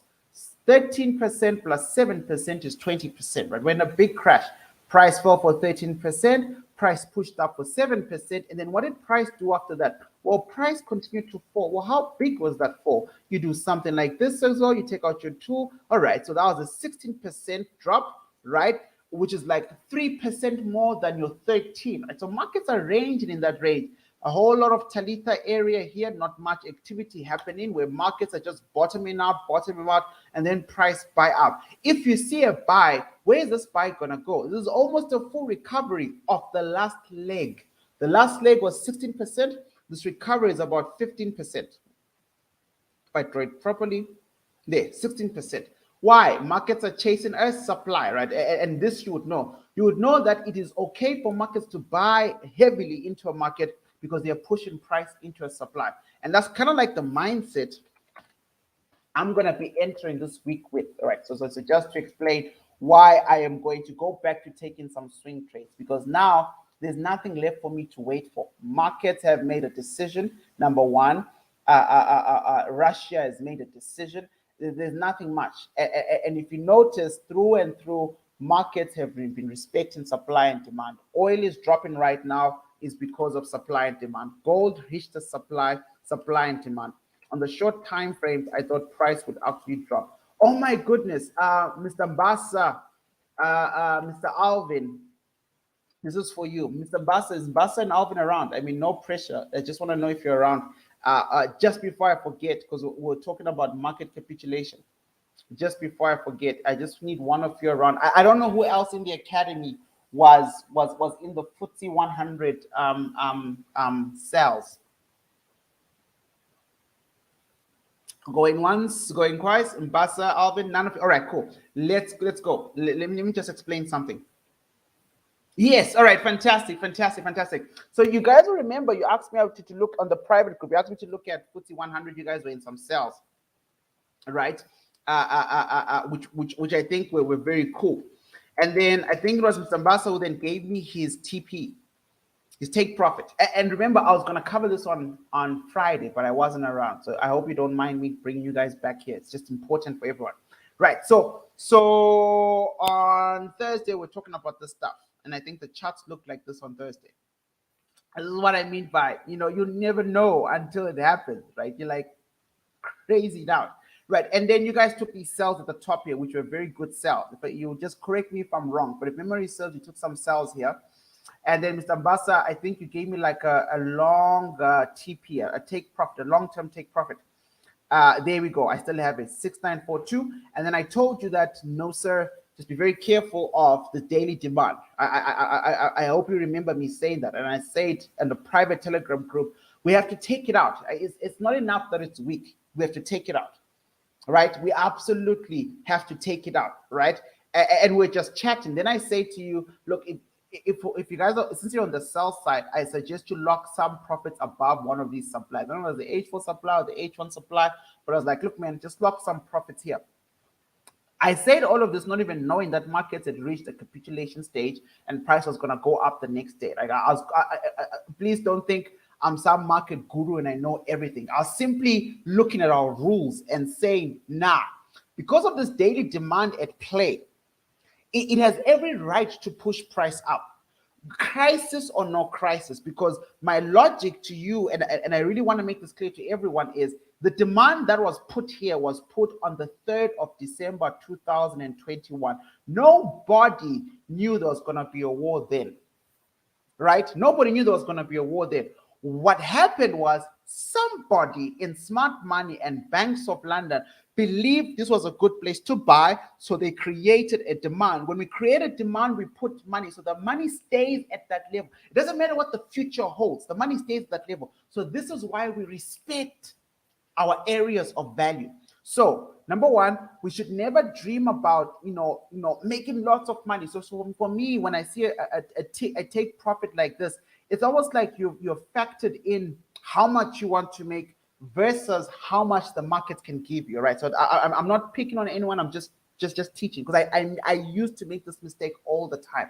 So what we want to remember and always take with us is respect immediate areas of value. We speak about that in our module 1. Respect those immediate areas of value, number 1. Number 2, if you take a small entry, a small time frame entry like 15 minutes, H1, H4, anything under daily in my world is small time entry. If you take that, remember the same way we treat our monthly as a governor, the daily is the governor for small time frames. So holding a sell from a 15 minutes chart against a daily demand is literally like holding a daily supply against the governing demand, right? There's more money in the bigger area of value. All right, so that's number 1. And then naturally, market capitulation was the second thing that eventually went against this particular trade.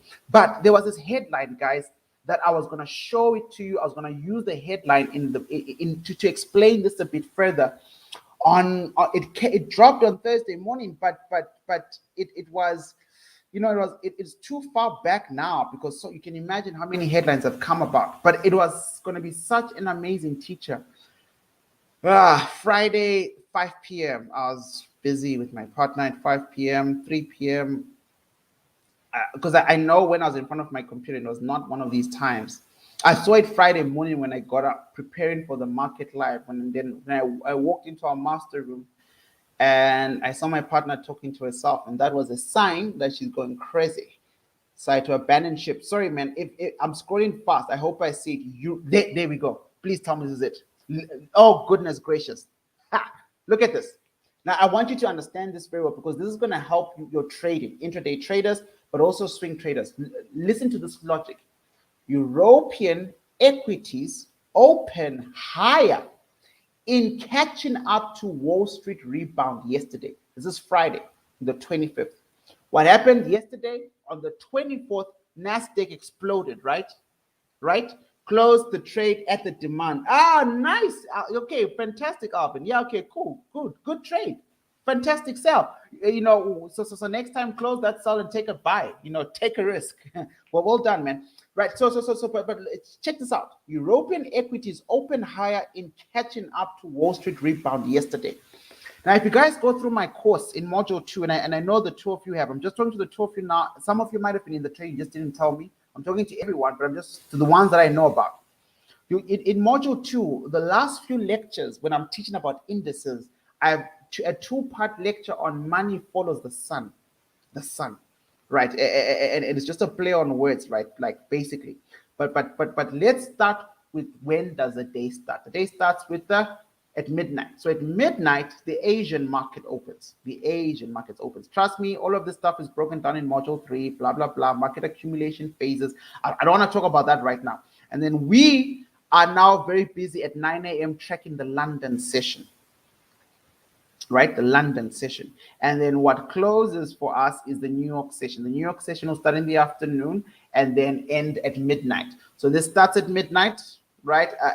I think there was an app that we agreed upon in the academy back in the day from Dr. Francis that can keep track of all this stuff. For those of you who want the app, it's not, you can Google these times. You can have an app that just tells you the times in the world, blah blah blah blah blah. But the app that I have on my phone is called FX Hours. That's all, FX Hours.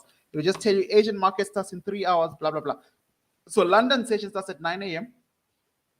And then depending on the different time zone things, and is it spring, is it winter in America, this will either start at 2 o'clock like it is right now, or 3 o'clock. And that's technically when the stock market starts, because remember, the currencies don't close during the week. It's 24/7, but the stock market opens and closes. So we're technically looking at stock market times, right? Because currencies are running non-stop. Right now, once again, I want you to see what these guys are saying, why I want traders to stop. Come to Facebook when you're tired, but this is your work. Your headlines are here. European equities open higher. This is on Friday morning. They open higher in catching up with Wall Street rebound yesterday. What does this headline mean? I was like, oh my goodness gracious. It was the first time I realized capitulation must have happened yesterday. Yesterday being Thursday, when all of us in the private group were going, we don't trust that Nasdaq move. What's going on? Is it gonna last? Is it gonna what? I started to realize from that headline, interesting. Now, this is going to run from midnight until about 6 a.m. There's a weird break in between. Then markets are going to be pre-market session until 9 a.m. until about, I think it's like 4 or something, 4 p.m. South African time, by the way, 4 p.m. And then in between, just before the last 2 hours before the London session closes, the New York session opens. So a lot of traders for intraday traders anyways, this is the most liquid time of the market because you've got more traders on the floor. You've got both London and Asia. So now let's all say this is the 24th of February, the day of the Russian invasion. This is Thursday. So you guys are on that sell. You guys took that sell on Thursday. And so what happens is, remember, the earth rotates around the axis. It moves rotationally, right, on Thursday. So markets are going to move now into the New York session, which is going to be from 2 to 3 up until back to midnight. And then the next day is going to do what? It's going to start. So now it's now midnight on the 25th. The Asian market has started, but at 2 o'clock, South African time, when this market opened on Thursday, which was morning in America on Thursday, Russia invades Ukraine, capitulation happens, Wall Street starts to buy all those cheap stocks again. Buy. The Asian markets at midnight on Friday a.m., right, continue with the buy. Capitulation, buy. So that by Friday on the 25th, right, 9 a.m. during the London session, this is what this headline is saying. It's saying, well, European equities, because of how the 24-hour cycle has gone, they now have to play catch up. So if you come to your charts, you can almost see it. Markets arrive at this demand on Thursday night. And so Alvin is saying he got out of this trade here. He's like, let me just close. Right. Thursday night at 8 p.m., price arrives at a demand. And then all of a sudden, because it's a demand anyways, markets react first to the upside because it is a demand anyways, right? Markets start to go to the upside. That's number one. It's a demand. But number two, pause. Because everything that happened the day before, all other traders have put buy orders in place. All other traders are buying Nasdaq on Thursday. Asian session is buying Nasdaq on Thursday. There is a need. It's almost like the London session goes, well, money is flowing this way. We might as well. So if you see here at 9 a.m., London session on Friday actually opened at a supply and took it out. Literally took it out. And then arrived at one of the Asian market supplies. This is just about midnight when Asian markets opened, that day, and did what? Continue to take it up, right? So all of this is to say, please don't forget, money follows the sun, right? And now we're back at where you guys pretty much sold, right? So I wouldn't be selling FTSE 100. I wouldn't be looking to sell indices, but I'm not also willing to buy right now, personally, for me. Geez, I spoke a lot today and I actually haven't given out signals. You know those guys who are only here for signals. You know them. They are ready to protest. Right, so this is the EXY. I'm going to track the European currency fix first for you. And then we're gonna move on to some currency pairs. The time is 10 past 6 South African time. We normally go on for about 2 hours. We still have a little bit of time. Let's see what trades we can catch. I think I've laid my case. Euro, we still want price to come here. I mean, these are the kind of like the things that can help you time markets, although I don't agree on timing markets if you're new to the markets. New to the markets, meaning like at least 2-3 years, right, is the fact that you've got an area of value that is fresh and untested. The only way price for it to come here is for it to come here. Now, there are two options. Price could first fall to a demand and come up there, or price could quickly come up there and then come down. The direction to come down makes more sense. Sorry, the direction to first go up and then come down makes sense because it is in line with the bigger picture. It is in line with the trend. The trend is to fall. The trend is we're falling. Since the FOMC's meeting last year, June, we're going to keep falling to this year, June. I don't know if anyone has picked that up, but banks think in 3 months, take profit targets in 1 year. FOMC has done something tricky and changed things a bit and said we're going to announce a new rate hike in March. But otherwise, we're going to be tracked to get somewhere down here in June. I still think that's the case. So for me, I'm still waiting for this to happen, price to come up there. So this is where I want to sell Euro USD. Euro USD, we've got a pending order somewhere here, etc. Now, in terms of the daily chart, because we want to see whether we see some strength or weakness in Euro for this week.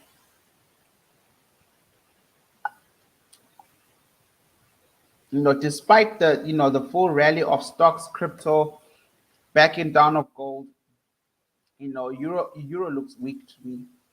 Despite all the drama, Euro looks weak to me. Break of market structure, even if price was to push to the upside, Euro looks weak to me, which is annoying because I would love Euro. Okay, fine. Then there's this, right? So price might continue to gap to the upside. Price might not do that, but there isn't much strong supplies to stop it. So price needs to get here. If you look at the actual chart, we'll look at Euro USD swing chart number one, which is my usual chart that I show in War Room, and I'll show you the intraday chart real quick, right? So this is what we have in Euro here, right? The last sell inside there obviously went well, blah, blah, blah. Now we're just waiting. All these have been short-term trades. My swing trades are all the way up there.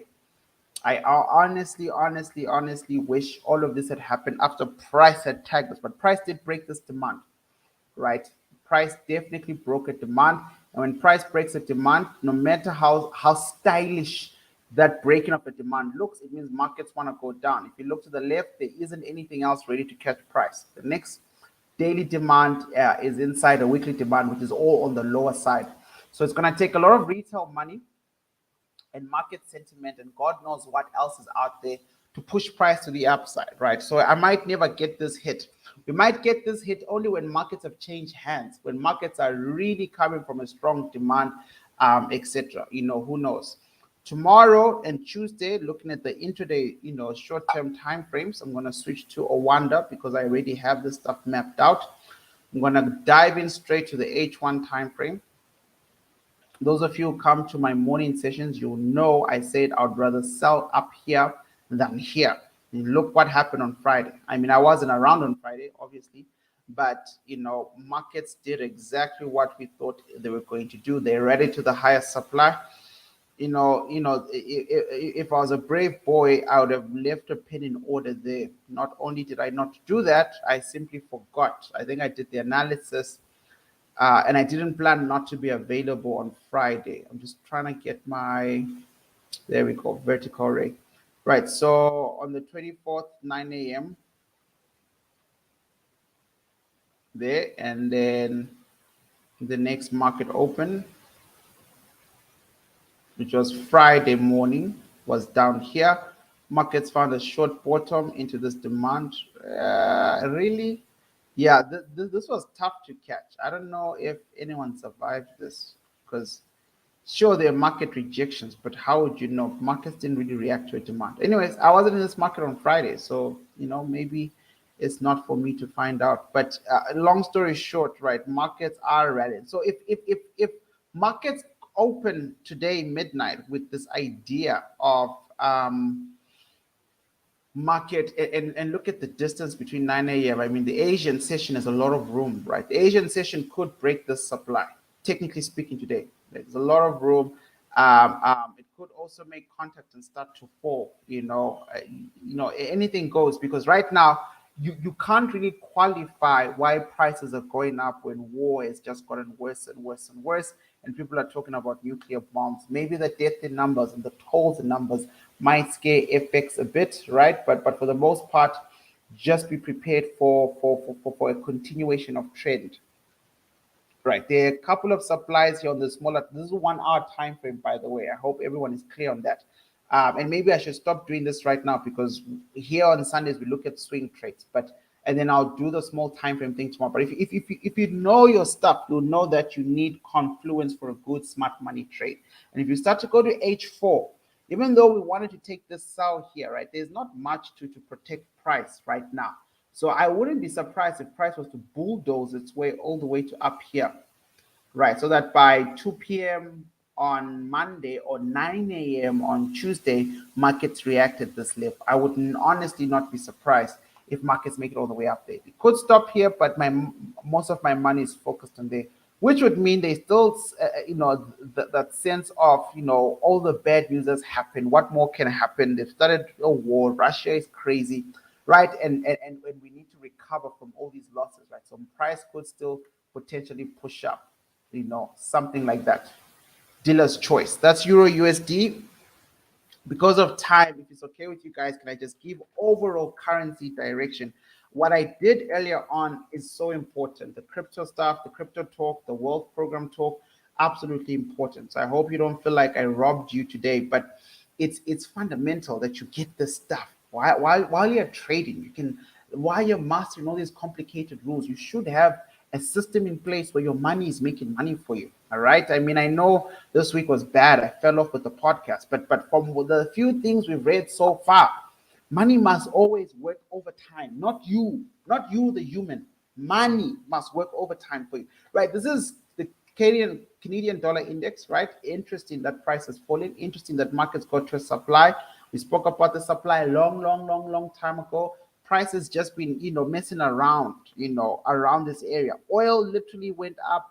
You had a little bit of strength, a little bit of give and take, but most of the cards are hedged against the CAD dropping, right? CAD is a risk-sensitive asset, so you throw in a war, and this asset is in trouble. So CAD could be heading down. In fact, not could be.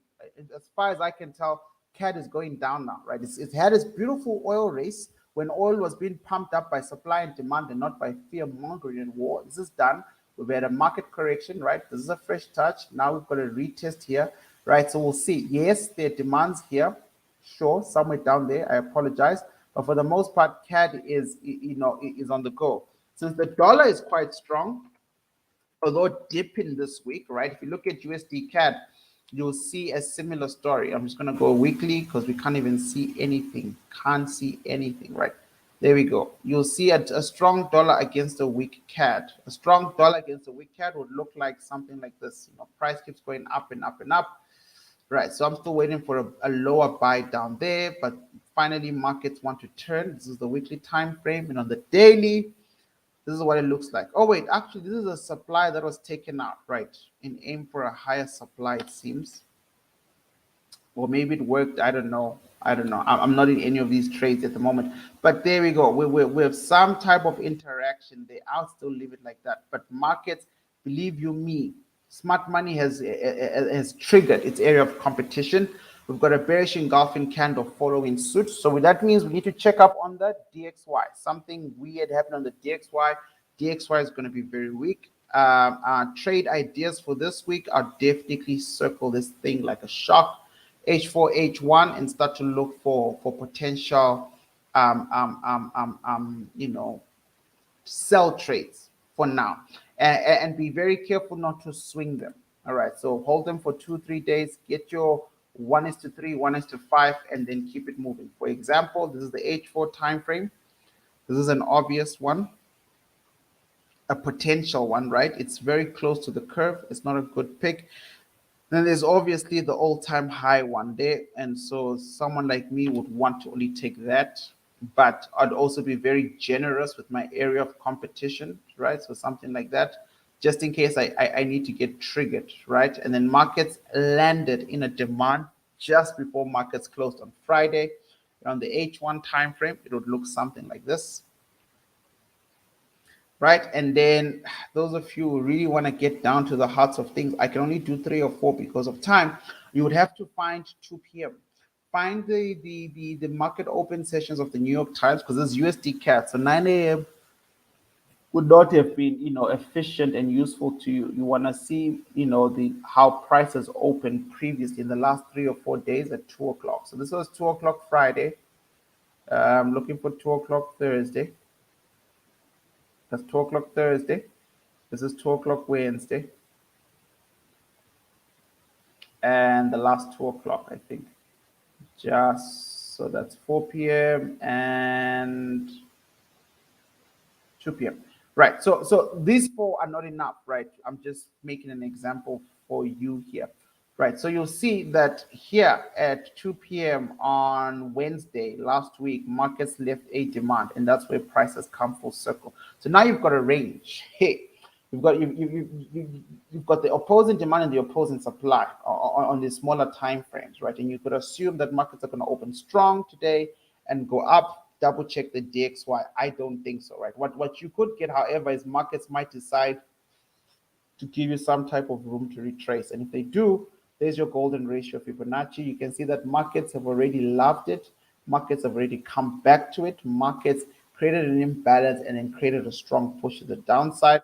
So your arguments could be, well, this is no longer that fresh theory. What do I do? Well, here's another one. You can mitigate that one right there. Right by the 50% mark, I'm going to delete the Fibonacci. I'm going to delete this line. And then I'm going to scroll down all the way to 15 minutes.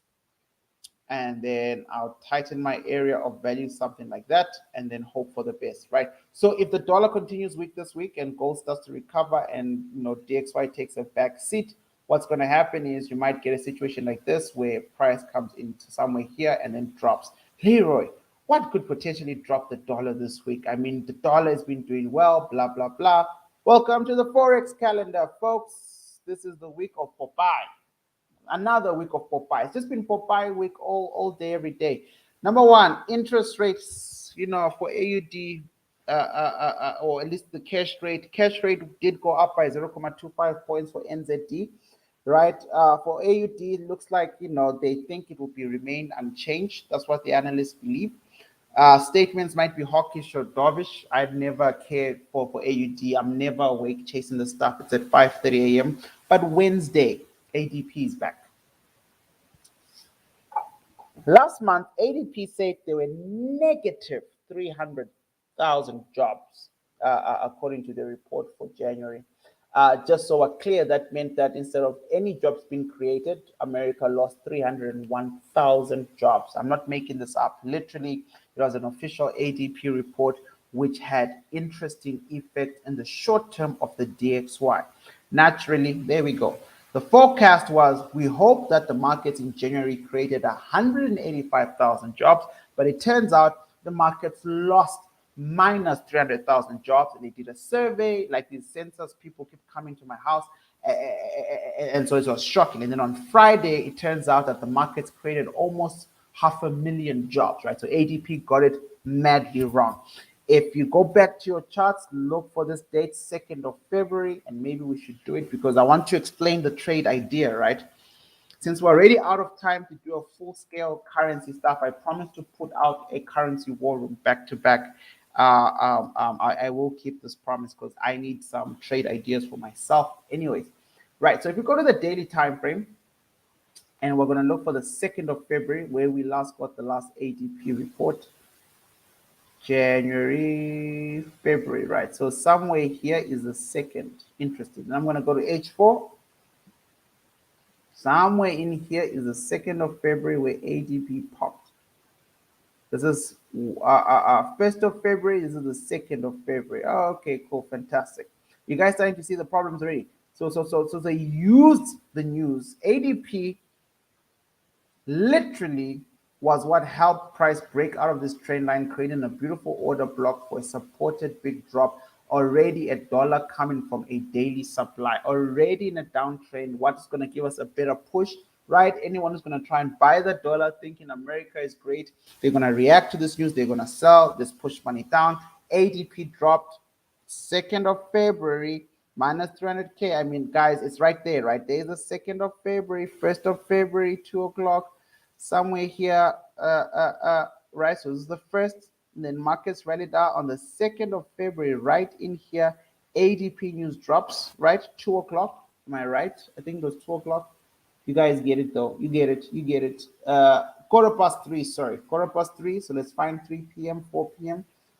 2nd of Feb, this is the H4 timer. So somewhere in here, right? Markets do a Talitha area first.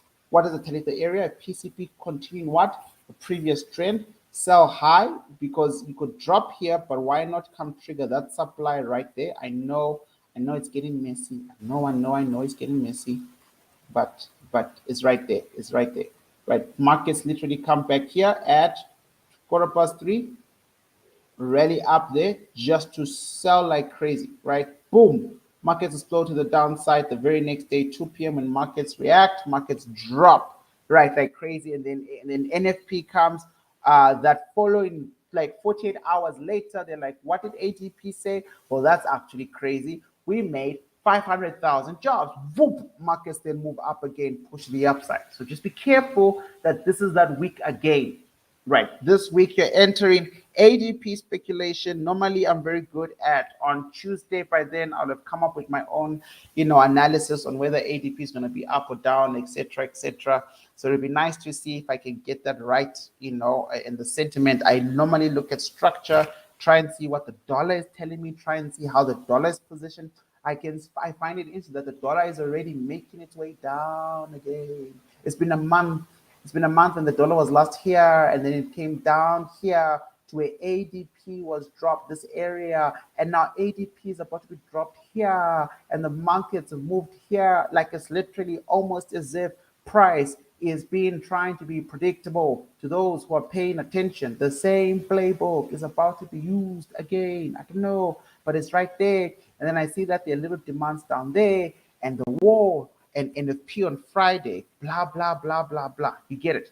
The last thing I want to do before I release you guys is I showed you this thing a couple of war rooms ago. Who remembers? And I said, guys, this is the Fed rate monitoring tool where people vote how they feel. Well, not just people, financial analysts around the world. They vote how they feel about the interest rate. And I say to you, this is where we come to see, what do people think? Last time we were here, 0.50 to 0.75 was going to be the interest rate hike on the 16th of March, right, which we've spoken about. But last time we were here, 64% people say the Fed must increase the interest rate. Oh, sorry, not must, will increase the interest rate by 2 basis points, 2 being 0.50, because for price to go up, it goes up from 0 to 0.25, then 50, then 75, etc. It's changed. Since the war, the sentiment has changed. You will see that there's a massive reduction for 0.50/0.75, and more people are back to saying, actually, just give us 0.25. Don't increase more. Why? And this is your last piece of economics for the night. We want interest rates to go up, not we Americans, but we in general, because we partake in global politics and global economics, blah, blah, blah. We want the interest rate to go up, as I've said to you before many times, because we're trying to catch up with inflation. There's something called the wage spiral. You'll see tomorrow's video. We'll look into that, and crypto, the real crypto video I keep promising, the wage spiral, right? So as inflation goes up, prices of things go up. As prices go up, people with jobs get smaller, but the people with jobs get smaller, their bills and the people they support are more, because more people are not working. So if you're a breadwinner, there's more strain on you, but the prices of basic stuff is going up because of war, because of inflation, because of oil.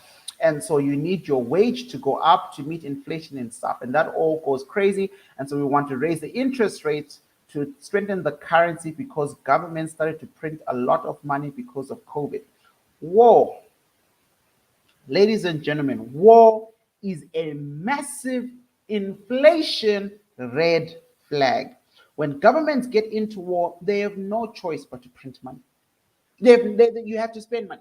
You have to buy weapons. You have to spend 150 billion on this missile. You have to create care packages. You have to do sanctions. You have people coming into your country. There's a lot of stuff going on. It almost forces you to do QE when you had COVID and people couldn't work. This was the problem. Now markets are uncertain. Now a recession is coming. Oil has touched. This is an inflation red flag. This is something that none of us saw coming in January.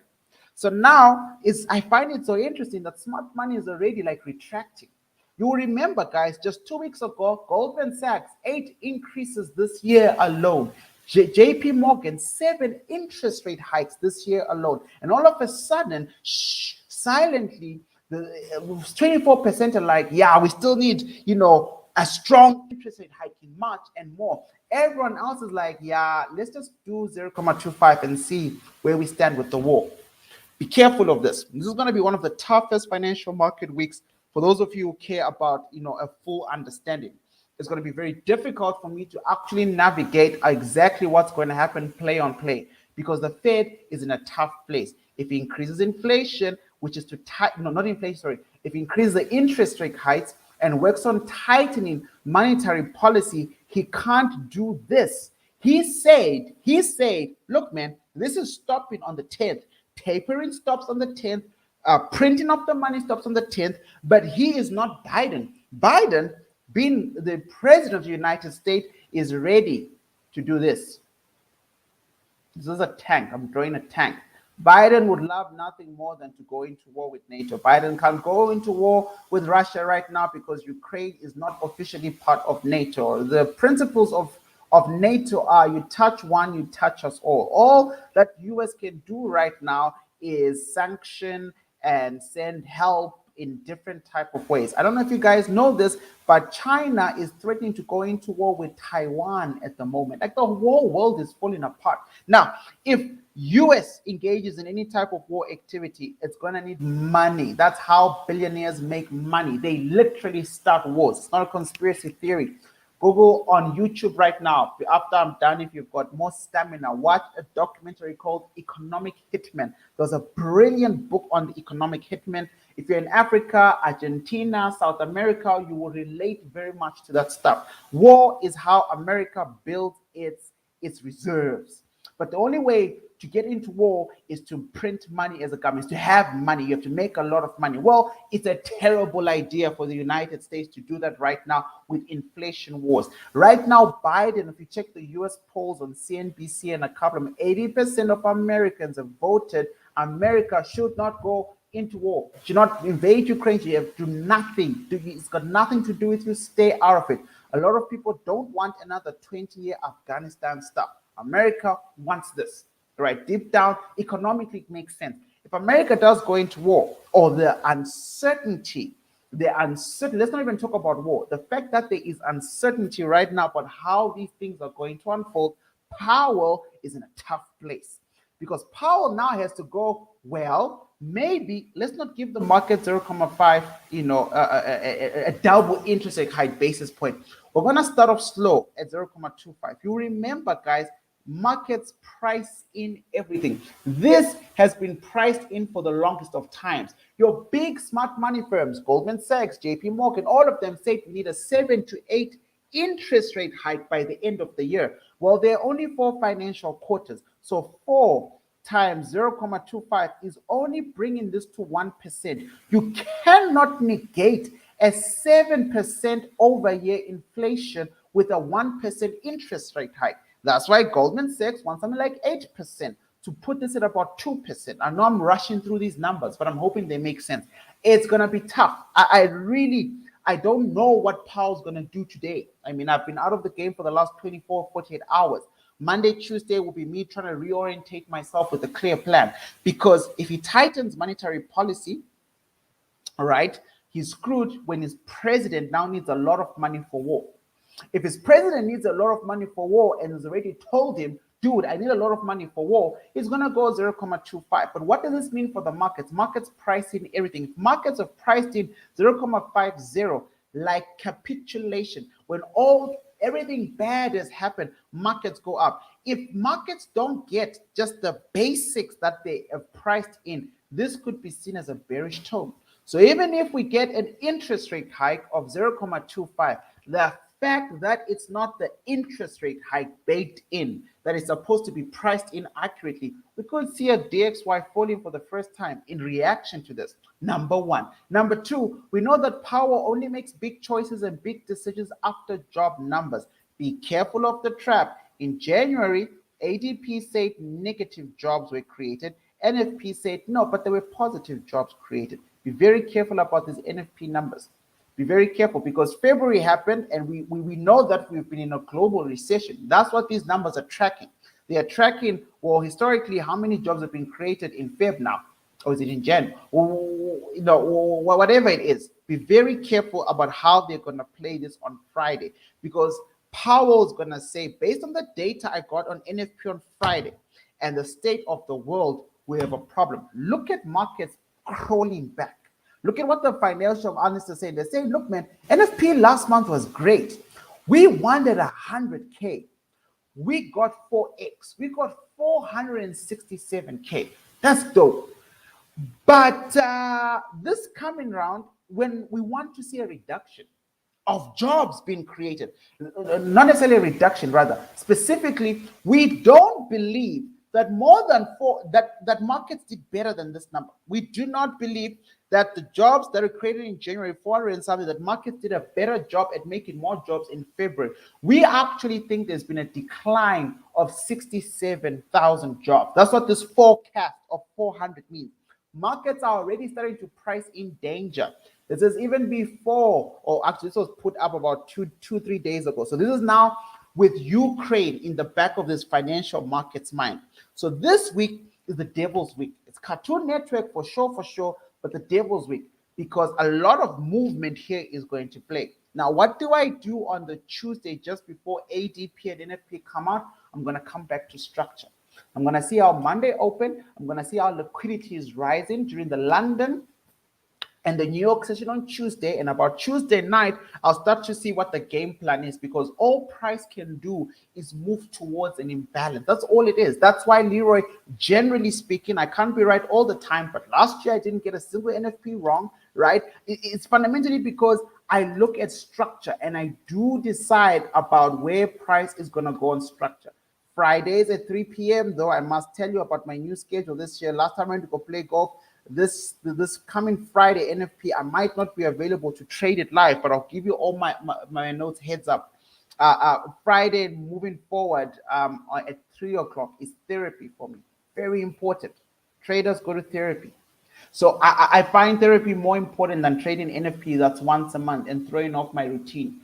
Right? Therapy is not because you're crazy or whatever. Therapy is important because you're a human being. But traders, yes, you gotta clear the gutter. There are 0 trading therapy coaches in South Africa, except for my lovely group of 10 people who are starting to study for it with 365 scholarships. So right now, there isn't a profession you can run to who's a therapist, but a therapist for traders. They will be in 3 years' time when they all get their doctorates thanks to 365. So that's another thing that we're contributing overall, right? It's a big thing in America. These corporate guys have trading psychologists. Dr. Berkham wrote a brilliant book, Come Into My Trading Room, training psychologists, therapists who are excellent traders and help traders. But until that day comes where you can sit in front of a therapist who's a multi-millionaire trader and knows the game of trading psychology and can relate it to your psychology, go to a normal therapist and talk about your life. You'll thank me after a year. But I've been in therapy for 2.5 years. I am a big proponent of mental health, guys. You should see me. I now have a dad bot, and that doesn't bother me. My mind is my most powerful asset. So on Fridays, I am booked out. But I'll talk you through NFP. Woo! Guys, thank you so much.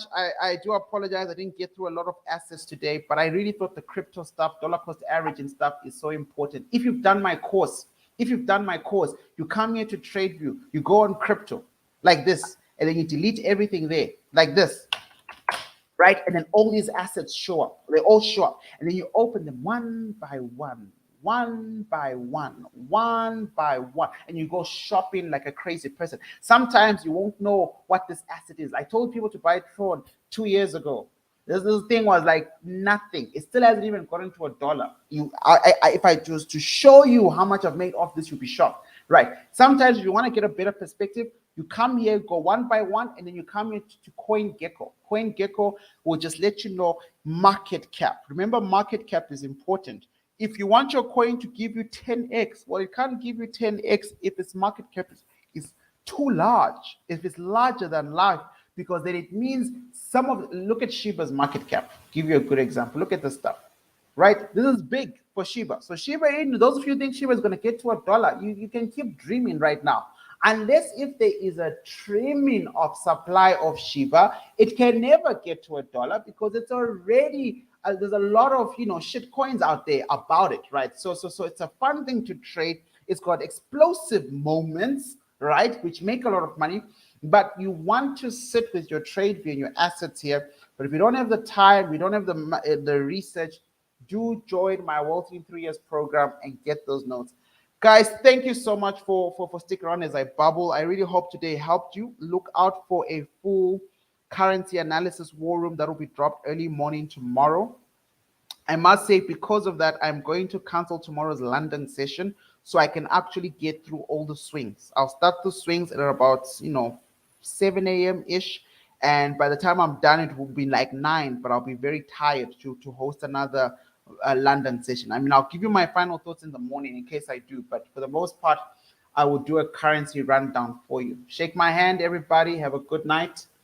God bless. Stay safe. Pray for Ukraine. If those guys start a public crypto wallet where they might need funds and people to donate, I would encourage you to do so if you want. I know there'll be people who will be like, why should we care about stuff in Ukraine when people are dying here in Africa? I've never understood that logic, but I know it's a common one. But then nothing is logical about this world, right? Some people are in a war, right? That's why. That's why, because bombs are falling and their shelters are falling apart, and a baby was born in a subway. I don't know. I don't know what you want me to say. But anyways, if anyone sees anything along those lines, please do tag me so I can do my part. Do your part too. Be a good human. Cheers, everybody. Good night. Thank you. Pleasure, Titus. Pleasure, buddy. Shake my hand, Alvin. Cheers, guys. Thank you so much.